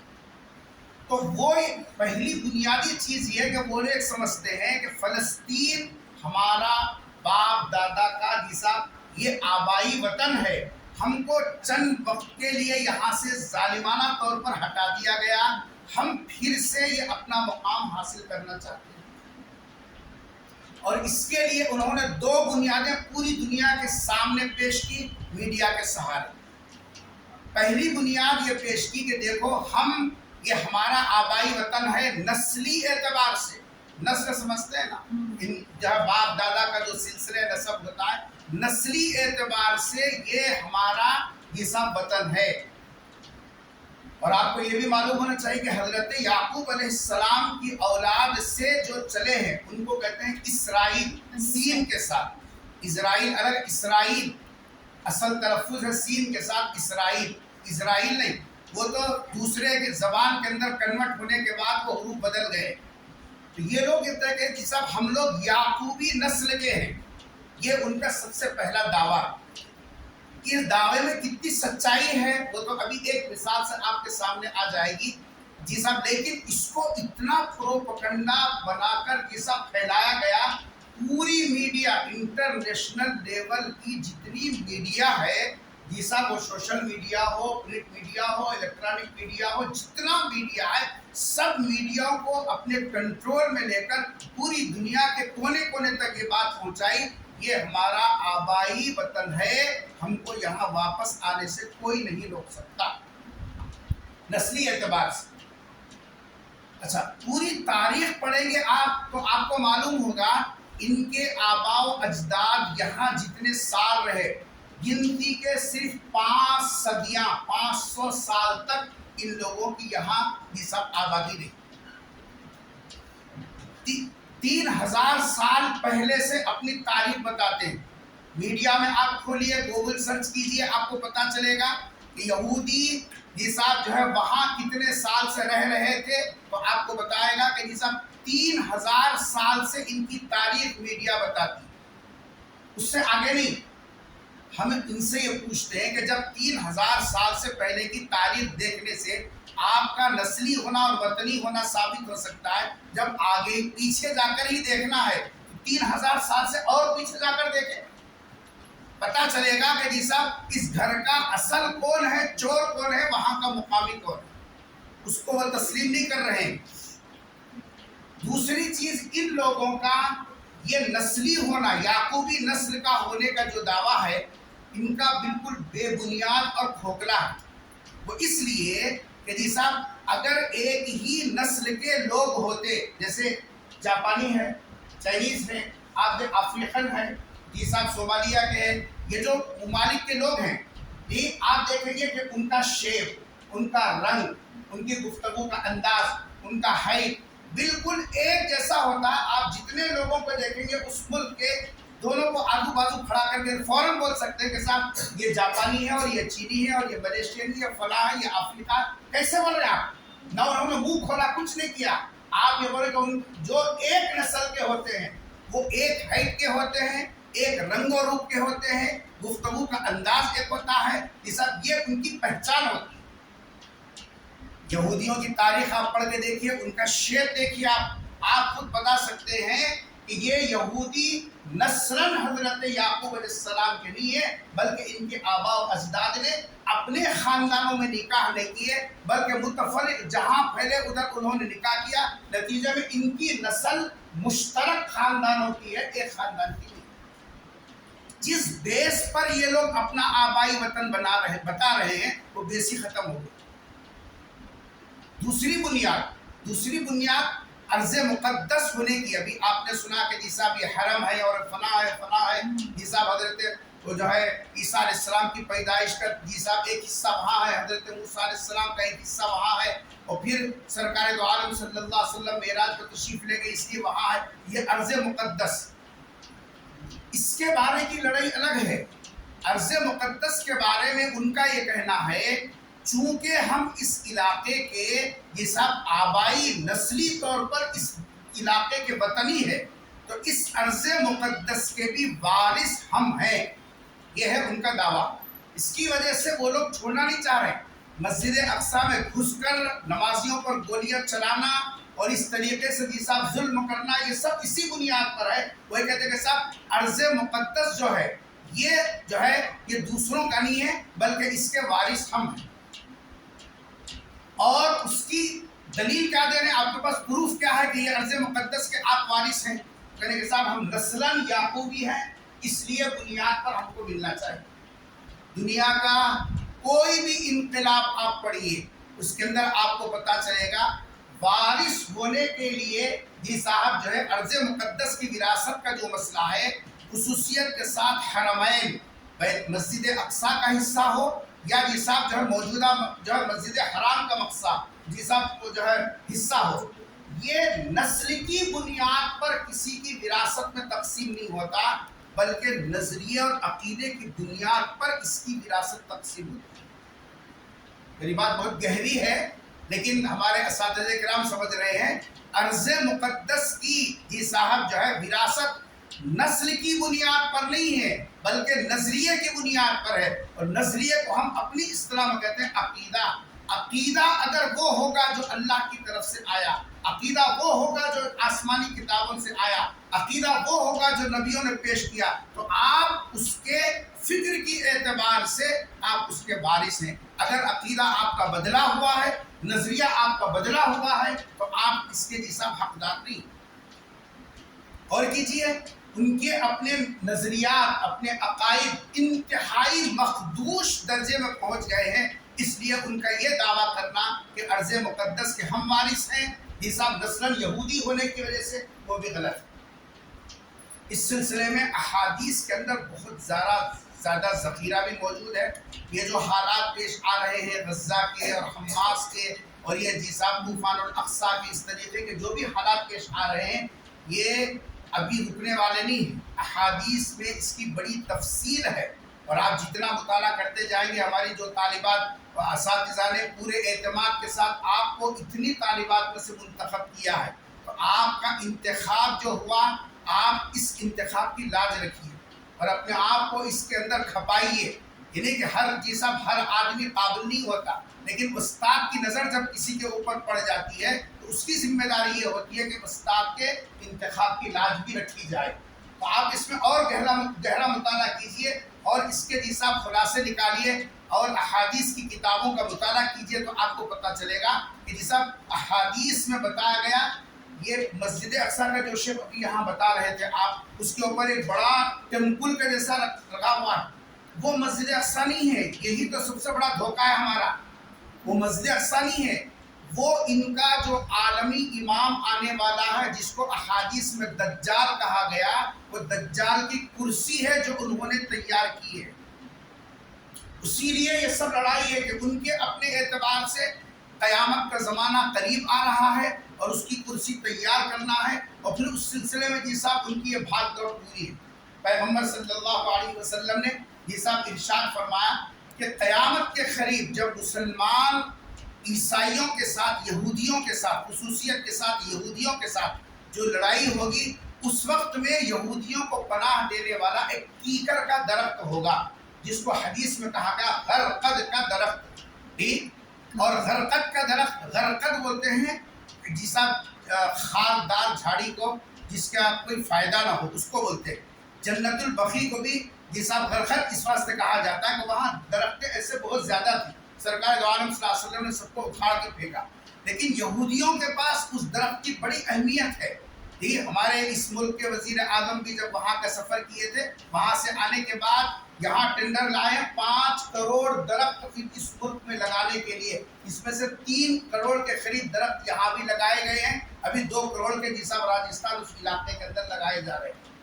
اس حدیث میں اس درخت کے بارے میں بتایا گیا، جس وقت میں یہ لڑائی ہوگی تو اس وقت میں یہودی اپنے آپ کو یہ سب چھپانے کے لیے ان درختوں کا سہارا لیں گے۔ وہ زمانے سے یہ سب اس کی پیداوار کر رہے ہیں اور اس کا کام کر رہے ہیں، لیکن جی صاحب جو ہے ان لوگوں کا جو ہے مطالعہ مذہبی اعتبار سے انتہائی گہرا اور ہم لوگوں کا مطالعہ انتہائی سطحی، صرف اتنے حد تک جتنی حد تک ہم کو بات کرنا ہے یا اتنے حد تک ہمارے سوالات ہیں اس کے حل کے حد تک تو ہم مطالعہ کرتے ہیں اور گہرائی میں نہیں جاتے، جس کی وجہ سے نئی باتیں جب سامنے آ جاتی ہیں تو پریشان ہو جاتی ہیں۔ یہ جو حالات ہیں انشاءاللہ حالات آتے رہیں گے اور اس کا انتظام اللہ تبارک و تعالیٰ کرتا رہے گا، لیکن ہم ذمہ دار ہونے کی حیثیت سے دو کام ہماری ذمہ داری میں ہیں۔ پہلا کام یہ ہے، شاید 1:20 ہو گئے ہیں، 3 منٹ میں اپنی گفتگو مکمل کر لوں گا، اس سلسلے میں 2 جی صاحب جو ہے کام ہم کو کرنے ہیں۔ پہلا کام یہ ہے کہ اپنا بچاؤ، یہ بنیاد ہے۔ دوسرا یہ ہے کہ عالمی جو حالات اس سے متاثر ہو رہے ہیں اور خصوصیت کے ساتھ انسانیت کے یہ سب اقدار کی جو پامالی ہو رہی ہے، آپ اندازہ کیجئے جو فگرز اور جو یہ سب جو ہے تصاویر ہمارے سامنے آ رہے ہیں، دلوں کو چیر دینے والے اور یہ سب جو ہے طبیعت کے اوپر ایک ایسا یہ سب جو ہے نڈھال کی کیفیت جاری کر دینے والے کہ جس کو حساس طبیعت رکھنے والا آدمی کبھی یہ سب برداشت نہیں کر سکے گا، ایسے سخت ترین نمونے ہمارے کو دیکھنے کو مل رہے ہیں۔ اللہ تعالیٰ ان کی غیبی مدد فرمائے۔ 2 کام ہم کو کرنا ہے۔ ایک کام تو جو ابھی آپ نے قدم اٹھایا اور ہمارے عیسیٰ پرنسپال صاحب کی قیادت میں یہ جو شعبہ کام کر رہا ہے، میں اس شعبے کو مبارکبادی دیتا ہوں۔ کتنے جی صاحب جو ہے جگہ جو ہے شعبہ سیاست موجود ہے، لیکن اس حساس مسئلے کی حساسیت کی بنیاد پر کسی نے اس کو موضوع نہیں بنایا اور اس کے اوپر طلباء کو تیار نہیں کیا، بلکہ ان کے ذہنوں میں تحفظات ہیں جس کی بنیاد پر جو ہے اس مسئلے کو چھیڑنا بھی مذہب کے خلاف سمجھا۔ لیکن غوث صاحب کی ہمت کی داد دیجئے اور ان کے اس اقدام کو آپ سراہیے اور دل سے دعا دیجئے۔ انہوں نے ایسے وقت میں آپ کو تیار کیا، ان کا جو جملہ ہے وہ بالکل جیسا مبالغے سے خالی ہے کہ آج آپ یہاں اس وقت میں محنت کر رہے ہیں، کل کے دن جیسا پورے انڈیا لیول پر بھی جب سیمینار ہوگا وہ نمائندگی آپ کریں گے اور اس کو پہلا نمبر آپ کا ہوگا۔ میر کارواں بننا آسان نہیں ہے، یہ میر کارواں بننے کا اقدام ہے۔ یہ اٹھے ہوئے قدم پیچھے مت ہٹائیے، ہمت مت ہاریے، اپنے اساتذہ کی یہ صاحب جو ہے سائے میں رہ کر اس کو اور مضبوط سے مضبوط کر کیجئے اور حل نکالیے۔ انسان کا مسئلہ انسانی حل کر سکتا ہے، اسباب کی دنیا میں اللہ تبارک و تعالیٰ کا دروازہ کھٹکھٹا سکتا ہے، وہ اسباب دیں گے، ہم اس کے لیے ذریعہ بن کر انشاءاللہ کام کریں گے۔ ایک کام تو ہمارا جو تھا وہ عالمی پیمانے پر حل کو تلاش کرنا، وہ الحمدللہ آپ حضرات کر رہے ہیں۔ اللہ کرے کہ آپ کو اس کے اندر کامیابی نصیب ہو اور ہم سب اس کا حصہ بنیں گے انشاءاللہ۔ دوسری بات جو اصل بنیاد ہے وہ اپنی حفاظت۔ ایسے حالات میں حدیث میں بتا دیا گیا قرب قیامت دجال کا خروج ہوگا، طے ہے، حالات بدلیں گے، طے ہے، جنگیں ہوں گی، طے ہے، اس میں کوئی دو رائے نہیں ہے۔ کوئی دنیا کا فلسفی اگر کہتا تو ہو سکتا تھا کہ ہم اس کے اوپر یہ حساب شبہ کر سکتے، لیکن زمین و آسمان کی سچائی بولنے والا شخص ہی ہم سب کے پیغمبر حضرت محمد مصطفیٰ صلی اللہ علیہ وسلم نے جب کہہ دیا ہے وہ کسی حالت میں غلط نہیں ہو سکتا۔ اس سلسلے میں حالات آئیں گے تو ہم لوگ مایوسی کا شکار نہیں ہونا، بلکہ ہم کو 5 کام کرنے ہیں۔ کتنے کام؟ 5 کام۔ نمبر 1، ہمیشہ باوضو رہنے کی فکر کریں۔ یہ سب سے بنیادی چیز ہے، باوضو رہنا۔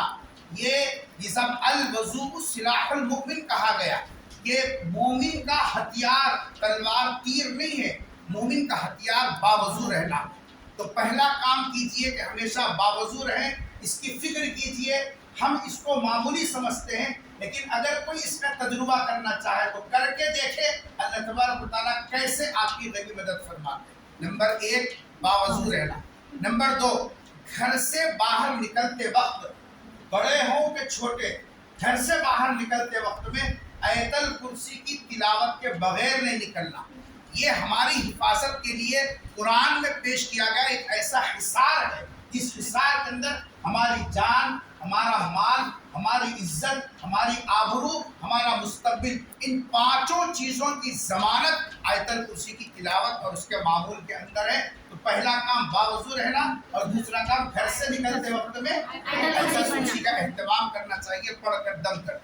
तीसरा काम जो गिने चुने लोग करते हैं, ये दो काम फिर भी घर में कर लेते हैं, लेकिन तीसरा काम जो गिनती के मैं समझता हूँ पूरे मजमे के अंदर एक दो मिल जाए तो बड़ी मुश्किल से मिल जाए, लेकिन उसका एहतमाम हदीस में बाज़ाब्ता पेटेंट करके बताया गया है।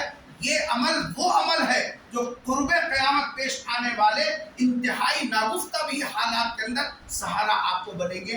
वो है सरकार दो आलम सल्लल्लाहु अलैहि वसल्लम ने फरमाया, जो आदमी, जो ईमान वाला जुमा के दिन सूरह कहफ की तिलावत का पाबंदी से एहतमाम करता है, सरकार फरमाते दज्जाल के फितने से महफूज अल्लाह तबारक व तआला उसको रखेगा। लफ्ज़ बाज़ाब्ता इस्तेमाल किया गया दज्जाल का, और वो वही है जो यरूशलेम के जिसाब टेम्पल के अंदर आने वाला जो काम है, वो उसी की तरफ इशारा है। तो क़यामत ऐसे हालात पेश आएंगे। जुमा के दिन तीसरा काम हमको करना है, हर जुमा पाबंदी के साथ सूरह कहफ की तिलावत का एहतमाम करेंगे इंशाअल्लाह। चौथा काम है वो ये है कि देखो हमारी अपनी पूरी ज़िंदगी, हमारी अपनी पूरी लाइफ इस पॉइंट के ऊपर गुजरना चाहिए कि हमारे मुंह के अंदर हराम लुक़मा नहीं जाना। हमको बेहैसियत बनाने वाला अगर कोई काम है तो वो हमारे मुंह के अंदर जाने वाला गलत वाला है। कभी भी इस बात की फिक्र करना, हम रोटी चट्टी खाएं, रूखा सूखा खाएं, ये सब मोटे धोटे पहने, लेकिन कभी किसी का हक मार कर एक निवाला हम अपने अपने पेट के अंदर डालें। याद रखो बिल्कुल ऐसे ही पेट के अंदर हराम लुक़मा डालना। नबी ने फरमाया कि ये जिस्म, जो जिस्म हराम लुक़मे से पला है वो दोज़ख में जलने के काबिल है, वो किसी और जगह जाने के लायक नहीं होता। इसलिए कोशिश करना, हमारा हद तक इम्कान हमारी कोशिश होनी चाहिए कि हम हराम लुक़मे से बचें। पांचवा और आखिरी काम, इन चीज़ों पर मुदावमत के लिए जितना सोहबत का असर होता है किसी और का असर नहीं होता, इसलिए अहलुल्लाह की सोहबत में रहना चाहिए। जैसा सोहबत सालेह कुरा, सालेह कुनत, सोहबत ताले कुरा, ताले कुनत, सोहबत बद से हमेशा भागतू वरना बन जाएगा काला नागतू। जैसी सोहबत होगी वैसे असरात होंगे। मैं अल्लाह से दुआ करता हूँ कि अल्लाह तबारक व तआला हम सबको मुल्क के और फिर पूरे आलमी पैमाने पर जो हसास हालात हैं उनकी गहराई तक समझ और फिर उनके हल के लिए अल्लाह तबारक व तआला हमारी सलाहियतों को कबूल फरमाए, और उसके लिए जो कुछ छोटी मोटी मेहनतें हो रही हैं अल्लाह ताला अपने दरबार में कबूल फरमाए। आखिर में मैं हमारे डिग्री कॉलेज की इंतज़ामिया, खुसूसन डॉक्टर असलम फारूकी साहब और जनाब फौज साहब, इन दो हज़ार का मैं बहुत ममनून और मशकूर हूँ कि उन्होंने मुझे मौका दिया और कुछ बातें अपने ख्यालात आपके सामने रखने का मौका फराहम किया। अल्लाह तबारक व तआला यहाँ पढ़ने वाली तमाम तालिबात और तलबा को अल्लाह ताला उम्मत और कौम के लिए नाफ़े बनाए। जज़ाकल्लाहु खैर। अस्सलामु अलैकुम व रहमतुल्लाहि व बरकातहू।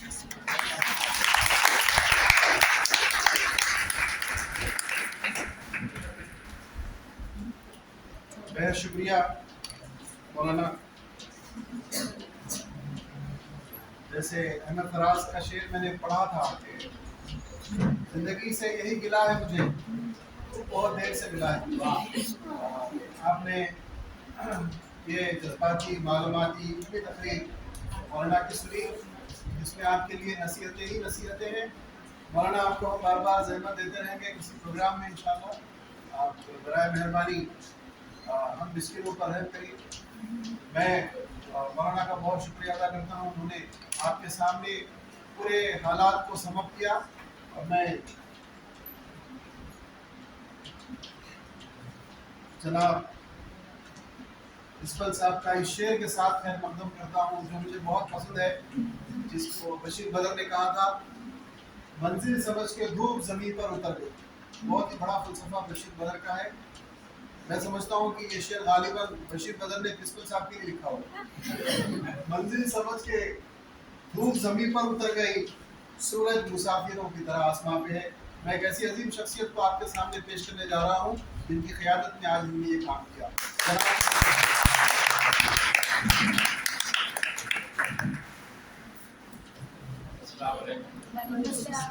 आज के मेहमान ख़ुसूसी मौलाना आतिकुर रहमान साहब आसमी और पॉलिटिकल साइंस के हेड डॉक्टर गौस साहब, वाइस प्रिंसिपल, कॉलेज के लेक्चरर्स और सभी ग्रुप्स के तलबा और तालिब, ये आज हमारे लिए खुशकिस्मती की बात है कि न सिर्फ जहीराबाद तेलंगाना बल्कि हिंदुस्तान के मशहूर आलिम दीन आज हमारे दरमियान, उन्होंने तकरीबन 1.5 से 2 घंटे का वक्त दिया। एक इलाके के जो आलिम होते हैं वो नफ्स शनास होते हैं। जैसे कोई बीमारी हो जाए तो डॉक्टर के पास गए और वहाँ पर टेस्ट कराए तो डॉक्टर साहब बीमारी का इलाज तजवीज़ करते हैं और उस इलाज पर अमल करने से हमको सेहत मिलती। तो उलमाए किराम भी किसी इलाके के नफ्स शनास होते हैं। वो ना सिर्फ अपने इलाके बल्कि आलमी सतह पर इंसानियत के जो मसाइल है उन मसाइल को जानते हैं और उसका हल तलाश करते हैं। मैं मौलाना का शुक्रिया अदा करता हूँ कि आज आप हमारे दरबार के बात किए, हमारे असातिज़ा भी आपकी बात सुने। ये उलमाए किराम का बहुत कीमती वक्त होता है और ये एक रहमत की बात है कि किसी इलाके में इस तरह के उलमाए किराम मौलाना होके सारे इलाके में अपने किताबात के ज़रिए और अपनी फिक्र को आम करते हुए लोगों को अच्छी राह दिखाते। देखिए कि सबसे पहले मैं पॉलिटिकल साइंस डिपार्टमेंट से मुबारकबाद पेश करता हूँ कि उन्होंने तेलंगाना में कई कॉलेजेस और जहीराबाद भी एक टाउन का कॉलेज है, तो यहाँ इस कॉलेज में जहीराबाद डायलॉग के नाम से एक मुनफरिद सिलसिला शुरू किया। देखिए कि असातिज़ा अगर काबिल हों तो उनकी काबिलियत के असरात ना सिर्फ तलबा पर पड़ते हैं बल्कि यहाँ से जो बात उठती है तो दीगर कॉलेजों, रियासती सतह पर, कौमी सतह पर और आलमी सतह पर पड़ती है।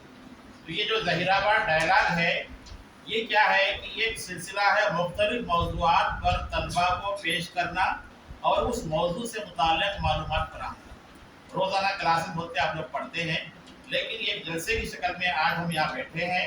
यहाँ की बात अखबार के ज़रिए, रिपोर्ट के ज़रिए सारी दुनिया में जाएगी और ये जो हम प्रोग्राम रिकॉर्ड कर रहे हैं इसकी रिकॉर्डिंग भी जो है सारी दुनिया तक जाएगी। लोग देखेंगे ये जो फ़लस्तीन इसराइल जो 2 अल्फाज हैं, गूगल सर्च में कल मैं भी मार्च के देख रहा था, तो क्या क्या उसका मसला है, क्या है। तो आज जो गुफ्तगू हुई आपकी इस गुफ्तगू को दुनिया सुने। तो ये जो सिलसिला है कि पॉलिटिकल साइंस फाइनल ईयर के जो सिलेबस है तो उसमें एक टॉपिक आपका है बैनुल अक़वामी ताल्लुक़ात, इंटरनेशनल रिलेशंस। तो ये जो आज का लेक्चर है जहीराबाद डायलॉग के नाम से फ़लस्तीन इसराइल मसले को समझने की कोशिश, ये ना मजहबी मसला है और न सियासी मसला है बल्कि हम एक निसाबी तौर पर इस मसले को समझने के लिए आपका ये प्रोग्राम मुनाकिद किए हैं। तो ये आज का जो हमारा एक्टिविटी है मजहबी या सियासी हमारी वाबस्तगी को बताना नहीं बल्कि निसाब में, सिलेबस में ये हिस्सा है। इसको समझने के लिए आप लोग पढ़ रहे होंगे, मैं भी एनटीआर कॉलेज में थोड़ा सा बच्चों को समझाया था कि हिंदुस्तान एक मुल्क है, इसके अतराफ पड़ोसी ममालिक हैं, तो उन ममालिक से भी हमारे ताल्लुकात होते हैं। सार्क मुल्क के नाम से सुनेंगे आप, गैर जानिबदार तहरीक के बारे में सुनाएंगे। तो ऐसे ही दुनिया में हर ज़माने में जंगें होती रही। और एक बुनियादी बात सुन लीजिए कि जो कौम अपनी तारीख से वाकिफ नहीं वो उठ के खड़े नहीं हो सकती, सही ज़िंदगी गुजार नहीं सकती। हमको हमारी तारीख से वाकिफियत होना ज़रूरी है। हम कौन हैं, किस मुल्क में रहते हैं, किस दुनिया में रहते हैं, हमारी इस दुनिया में अहमियत क्या है। तो जो कौम तारीख से वाकिफ नहीं है वो आगे नहीं बढ़ सकती। तो आप लोग देख रहे होंगे कि हर ज़माने में जंगें होती हैं। पहली आलमी जंग के बारे में पढ़े, दूसरी आलमी जंग के बारे में पढ़े और हिंदुस्तान की तारीख भी पढ़े। तो देखिए कि इंसान समाजी हैवान है, समाज में रहता है। समाज में इंसान की जब आबादी बढ़ती है तो घर बनता है, घर से खानदान बनते हैं, खानदान से कबीला बनता है, कबीले बड़े होते हैं तो एक रियासत बनती है, रियासत से मुल्क बनता है। किसी इलाके के लोग जो एक फिक्र रखते हैं उस इलाके के लोगों को कौम कहते हैं। क्या कहते हैं? हाँ, ये आप समाजी में पढ़े होंगे, अरस्तु का नजरिया, अफलातून का नजरिया है। तो लोग क्या करते हैं, अपनी ताकत की बुनियाद पर, अपनी सलाहियत की बुनियाद पर एक इलाके पे कब्जा करते हैं। जंगें क्यों होती हैं? कब्जे के लिए होती है। इलाके पर कब्जा होना, कब्जा क्यों चाहते हैं कि उस इलाके के वसाइल से फायदा उठाया। बस समझ गया ये जंगें क्यों हो रही हैं? जमीन के लिए जंग होती है। हालांकि इंसान मौत अटल हकीकत छोड़ के जाना, लेकिन इंसानों का एक ग्रोह है अब आप नाम सुने तो अमेरिका का नाम सुने, ताकतवर ममालिक, चीन का नाम सुने, फ्रांस है, जर्मनी है, बर्तानिया है। आप लोगों ने सुना होगा 5 ममालिक को वीटो पावर है। अक़वाम मुत्तहिदा में सारे ममालिक रुकन होते हैं और किसी भी जगह पर लड़ाई झगड़ा होता है तो अक़वाम मुत्तहिदा की जिम्मेदारी है कि वहाँ इजलास बुलाए और उसको जो है उस मसले का हल निकाले। लेकिन ये 5 ममालिक को ज़्यादा इख्तियार दिए गए। अगर 4 लोग हाँ बोले, 1 लोग ना बोले तो वो वीटो हो कि मनफी हो जाए। तो दुनिया में ये निज़ाम चल रहा है। तो जंगें होती हैं इलाके पर कब्जे के लिए। इलाके पर कब्जा इसलिए होता है कि वहाँ के वसाइल से फ़ायदा उठाया जाए। हिंदुस्तान के बारे में आप सुने होंगे कि यहाँ की सरजमीन जो मिट्टी जो है सोना उगलती, तो हर ज़माने में बाहर की कौमें इंडिया को आई। आर्याओं से लेकर मुगल से लेकर अंग्रेज, ये सब बाहर से क्यों आए कि यहाँ रहने की सहूलत अच्छी थी, जानवरों के लिए चारा अच्छा था, पीने के लिए मीठा पानी, और जमीन से फौलाद निकलती थी। आप सुने होंगे कि अंग्रेज यहाँ से लोहा निकाल के बर्तानिया को ले जाते थे, वहाँ से मशीन सुई बना के लाके यहाँ बेचते। तो हिंदुस्तान को सोने की चिड़िया कहा जाता था। हर जमाने में इस सोने की चिड़िया के पर बाहर वालों ने, आखिरी में आप सुने होंगे गांधी जी की क़यादत में अदम तशद्दुद के जरिए इनकलाब लाया गया। आज हिंदुस्तान आज़ाद है और इस आज़ाद मुल्क में आप यहाँ बैठ के ये लेक्चर सुने। फ़लस्तीन के आप अखबार में पढ़ रहे होंगे कि रात रात बमबारी डालते रहे, बच्चे यतीम हो जा रहे, हाथ टूट जा रहे, पैर टूट जा रहे। ये जो मसला आप सुने हैं, एक मुल्क का मसला है कि फ़लस्तीन के नाम से इसकी तारीख पढ़ें। तो आप लोगों की जिम्मेदारी है कि एक पॉलिटिकल साइंस के स्टूडेंट होने के नाते ना सिर्फ आप जहीराबाद के हैं, तेलंगाना के हैं, हिंदुस्तान के हैं, बल्कि आप और हम इस आलमी निज़ाम का हिस्सा हैं। अगर कहीं पर कुछ लड़ाई झगड़ा हो जाता है तो पेट्रोल की कीमत बढ़ जाती है, पेट्रोल की कीमत बढ़ने से महंगाई बढ़ती है, इसका असर आपकी ज़िंदगी पर पड़ता है। तो किसी इलाके में जंग ना हो, इसके लिए हमारी भी जिम्मेदारी है बहैसियत student government degree college Zaheerabad के, कि आप इस मसले पर अपनी राय रखें जो आपने रखी है। तो मैं मुबारकबाद पेश करता हूँ डिपार्टमेंट ऑफ पॉलिटिकल साइंस। और आप सबको देखिए कि हम लोग बचपन से पढ़ते आ रहे थे, आज हमारी उम्र 50-55 साल है, हम भी एसएससी में थे, अखबार पढ़ते थे। तो उस ज़माने में देखिए अखबार में भी खबरें आती थी। ये जो मसला है गुज़िश्ता 50 साल से 100 साल से चलता हुआ रहा, मसला हल नहीं हो रहा है। मौलाना भी सुना इसके ताल्लुक से। तो एक बुनियादी बात है कि हिंदुस्तान के हवाले से भी मैं बात करना चाहूँगा कि हम मुसलमान हैं, हमारा अक़ीदा है, मानते हैं। तो आप ये समझते हैं कि इस्लाम एक दीन फितरत है और इसकी तालीमात पर चलने से इंसान की कामयाबी, जैसे हम इस्लाम में कहा गया कि हराम मत खाइए, जानवरों का जो गोश्त मुर्दा है उससे क्या होता है, जिस्म के अंदर खून में असरात पैदा होते हैं, इंसान जो है जंगली बन गया।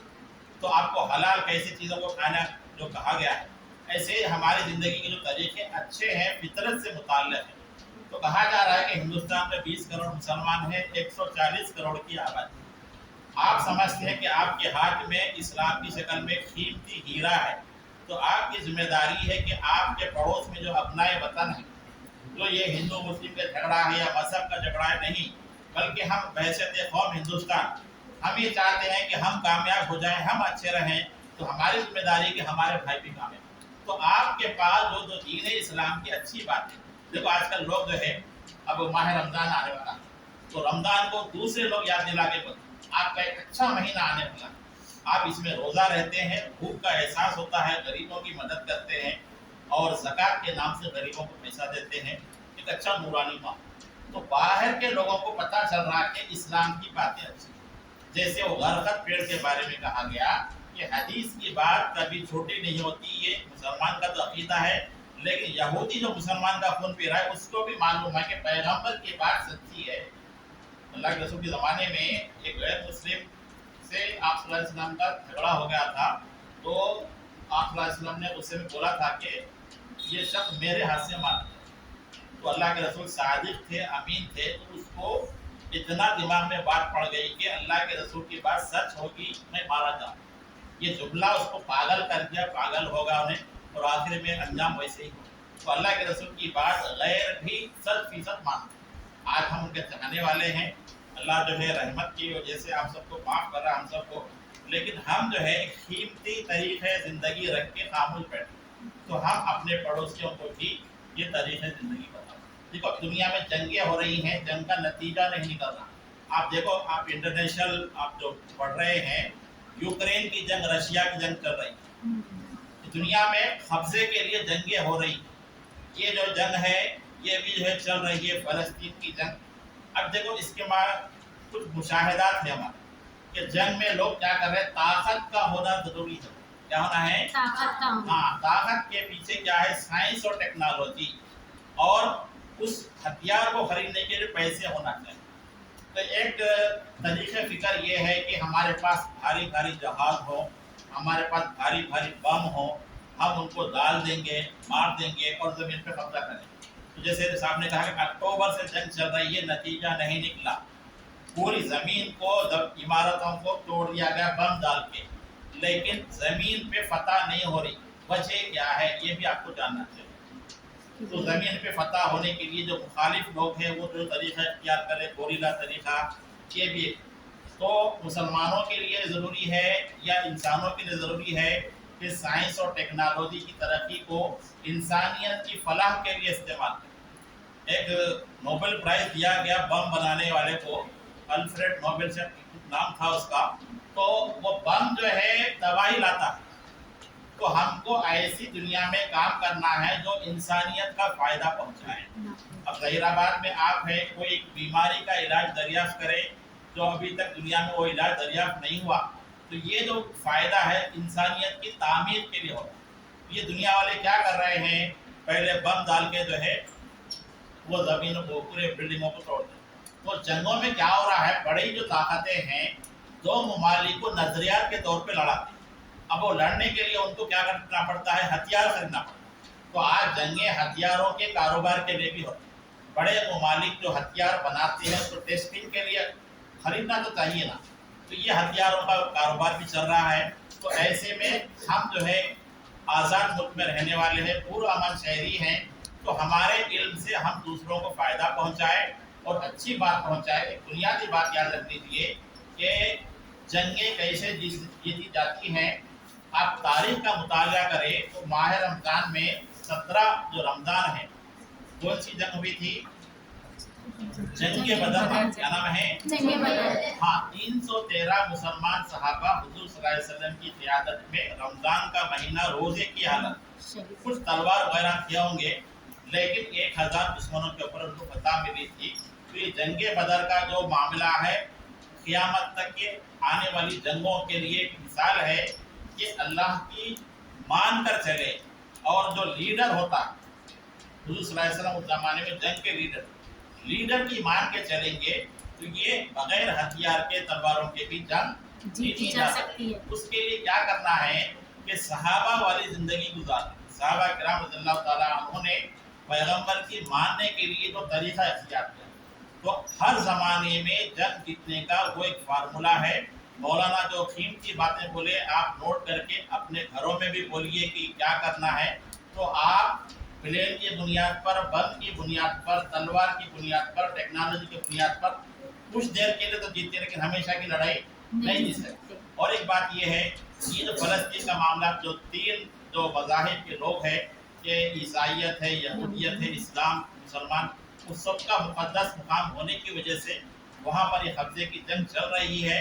तो हदीस में जो है जो बातें हैं वो सच होकर रहेंगी। उसमें एक बात ये भी है, मौलाना शायद इसकी तस्दीक कर देंगे कि हिटलर के ज़माने में यहूदियों को मार के निकाल दिया गया। हाँ। तो उसके बाद से फिर अब ये यहूदी आहिस्ता आहिस्ता करके फिर अपने मुकाम पे आ रहे हैं। तो वहाँ पर फिर फाइनल जंग होगी, उसके बाद उसका नतीजा निकला। ये हदीस की बातें हैं। और आखिरी ज़माने में मुसलमानों का खुद पानी की तरह बहेगा, ये भी है। ऐसे में हिंदुस्तान जो है और हम सब लोग क्या है, अमन के जो पैगाम को लेके आगे बढ़ना है। नेहरू ने भी जो है गैर जानिबदार तहरीक चलाई थी। गांधी जी ने अदम तशद्दुद के ज़रिए लोगों के दिल जीते थे। तो आज हमारे पास अच्छा तरीक़े ज़िंदगी है। इस तरीक़े ज़िंदगी को हम भी अपनाना है। अपने आसपास जो लोग हैं, इस कॉलेज में, इस शहर में, इस रियासत में, मुल्क में, इस अच्छी ज़िंदगी के तरीक़े को आम करना है। तो हमारे इस दुनिया में आने का मकसद पूरा होगा कि हम लोगों को अच्छी बात का हुक्म देते हैं, बुराई से रोकते हैं। बहरहाल आज के लेक्चर के लिए मैं आप सबको मुबारकबाद पेश करता हूँ। इस लेक्चर के बारे में जो टॉपिक है आपको ना समझ में आया तो सर से फिर पूछिए और उसके बारे में सजेशन दीजिए और आप लोग इसके ताल्लुक से कुछ मजमून लिखिए ताकि जो है आपके मज़ामिन हम उसको छपा सके। तो मैं पॉलिटिकल साइंस डिपार्टमेंट को एक मरतबा फिर मुबारकबाद पेश करते। आप लोगों ने सब्र से बात सुनी है, इसको समझने की कोशिश कीजिए और ये सिलसिला आइंदा भी जारी रखेंगे। शुक्रिया।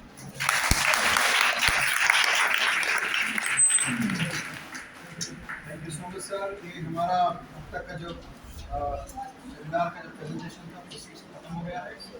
बारी बारी मेहमान की गुलपोशी की और जो दोनों प्रेजेंटर्स हैं उनकी भी गालिबन अहमियत दी जाएगी। मैं प्रिंसिपल साहब से और हमारे लाइस पे जो बैठे हुए हैं उनसे गुजारिश करता हूँ, मैं मुजफ्फर साहब से गुजारिश करता हूँ कि वो कोऑर्डिनेट करें। और आज के मेहमान खुसूसी की गुलपोशी की जा रही है इसलिए कि जो आदमी इंसान का शुक्रिया अदा नहीं करता खुदा का क्या करेगा, जिसके अल्फाज लिहाजा हम सबकी जिम्मेदारी है कि कम से कम जो लोग भूखे हैं वो तालियां 2-3 बार मारिए ताकि उनकी भूख तरीका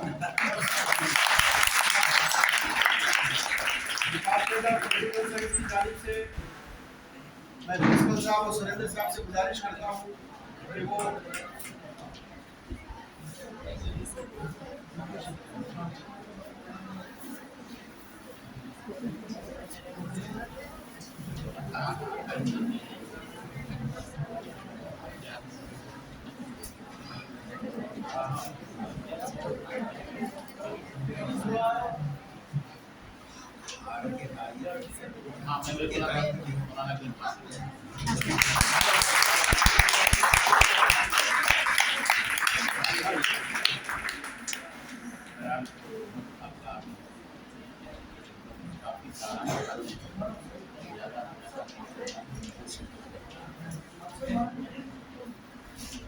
आगे मारता भी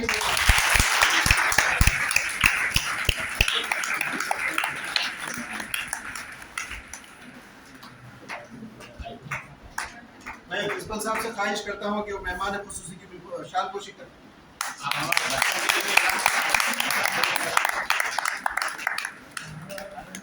मैं गुरे रकीब और रोजा रहमत से दरख्वास्त करता हूँ कि वो अपनी तहरीर हासिल करें।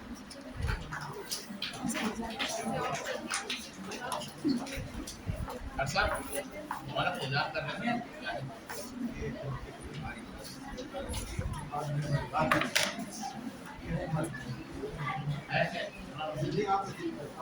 दुआ की दरख्वास्त एक अच्छी फोटो लेना आप सर। देखिए ये आप नेक्स्ट आप भी हो सकते हैं। तो इन जो लोग प्रेजेंटेशन दिए हैं आप लोग जैसे मौलाना बोले कि आगे चल के स्टेट लेवल पे और नेशनल लेवल पे अक़वाम मुत्तहिदा के सतह पर भी बच्चे हमारे प्रोग्राम पेश करिए। हमारी ख्वाहिश है तालियां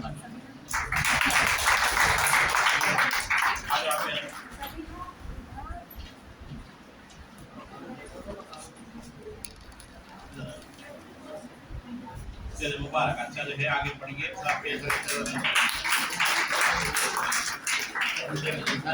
क्या है और मैं ऑफिशियली कंक्लूड करने के लिए हमारे डिपार्टमेंट के और एक बात बोल दूं, मैं आइंदा आने वाले महीने में ज़हीराबाद डायलॉग का दूसरा स्टूडेंट लेक्चर सीरीज होगा। उसका टॉपिक वालीबाल गैस सेंसस होगा और वो हमारे डॉक्टर पी सुरेंद्र के साथ कोऑर्डिनेट करेंगे। मैं उनसे ख्वाहिश करता हूँ कि उसकी अभी से तैयारी करें इसलिए कि हम सबको पूरे स्टेट के लिए काम करना है। We are not meant for the Zaheerabad and Sangareddy district, we are meant for the whole state sir. और ये हमारे बहुत ही काबिल तरीन उस्तादों में हैं जो बहुत ही ज़्यादा उनका टॉपिक भी PhD में अर्बन लोकल गवर्नमेंट्स हैं। मैं उनसे ख्वाहिश करता हूँ कि वो कास्ट सेंसस के ऊपर अभी से काम करें और नेक्स्ट सेमिनार प्रेजेंटेशंस के लिए वो तैयारी शुरू करें। मैं सुरेंद्र के साहब से ख्वाहिश करता हूँ कि वो please deliver his vote of thanks.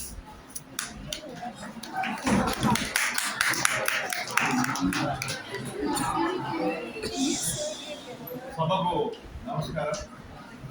వేదిక మీద ఉన్నటువంటి ప్రజలందరికీ వేదిక మీద ఉన్న విద్యార్థులందరికీ కూడా నమస్కారం. ఈరోజు ముఖ్య అతిథిగా వచ్చేసి తన అమూల్యమైనటువంటి సందేశం ఇచ్చి తన వాల్యుబుల్ టైం కేటాయించినటువంటి మౌలానా అతీక్ అహ్మద్ బస్ షాప్ ప్రత్యేకంగా విద్యార్థులందరి తరఫున, కళాశాల తరఫున, స్టాఫ్ తరఫున, అందరి తరఫున ప్రత్యేకంగా ధన్యవాదాలు తెలియజేస్తున్నాం సార్.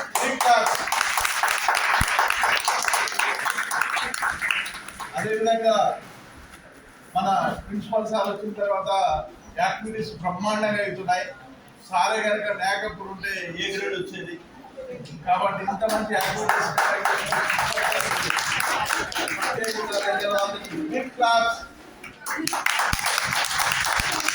అంతేకాకుండా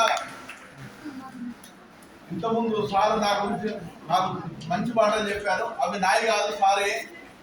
sir state personality, Urdu academy డైరెక్టర్గా పనిచేశాడు.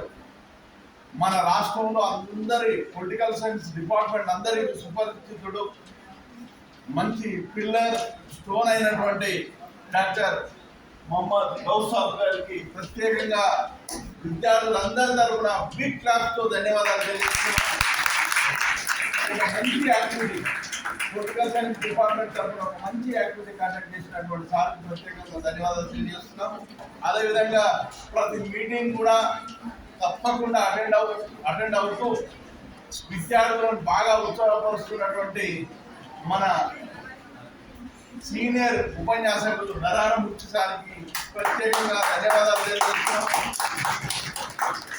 అదేవిధంగా మన గ్రంథాలయ అద్భుత భాండాగారానికి అధిపతి అయినటువంటి మంచి మేధావి అయినటువంటి డాక్టర్ మన విద్యాసాగర్ సార్కి అందరి తరఫున ప్రత్యేకంగా ధన్యవాదాలు తెలియజేస్తున్నాం.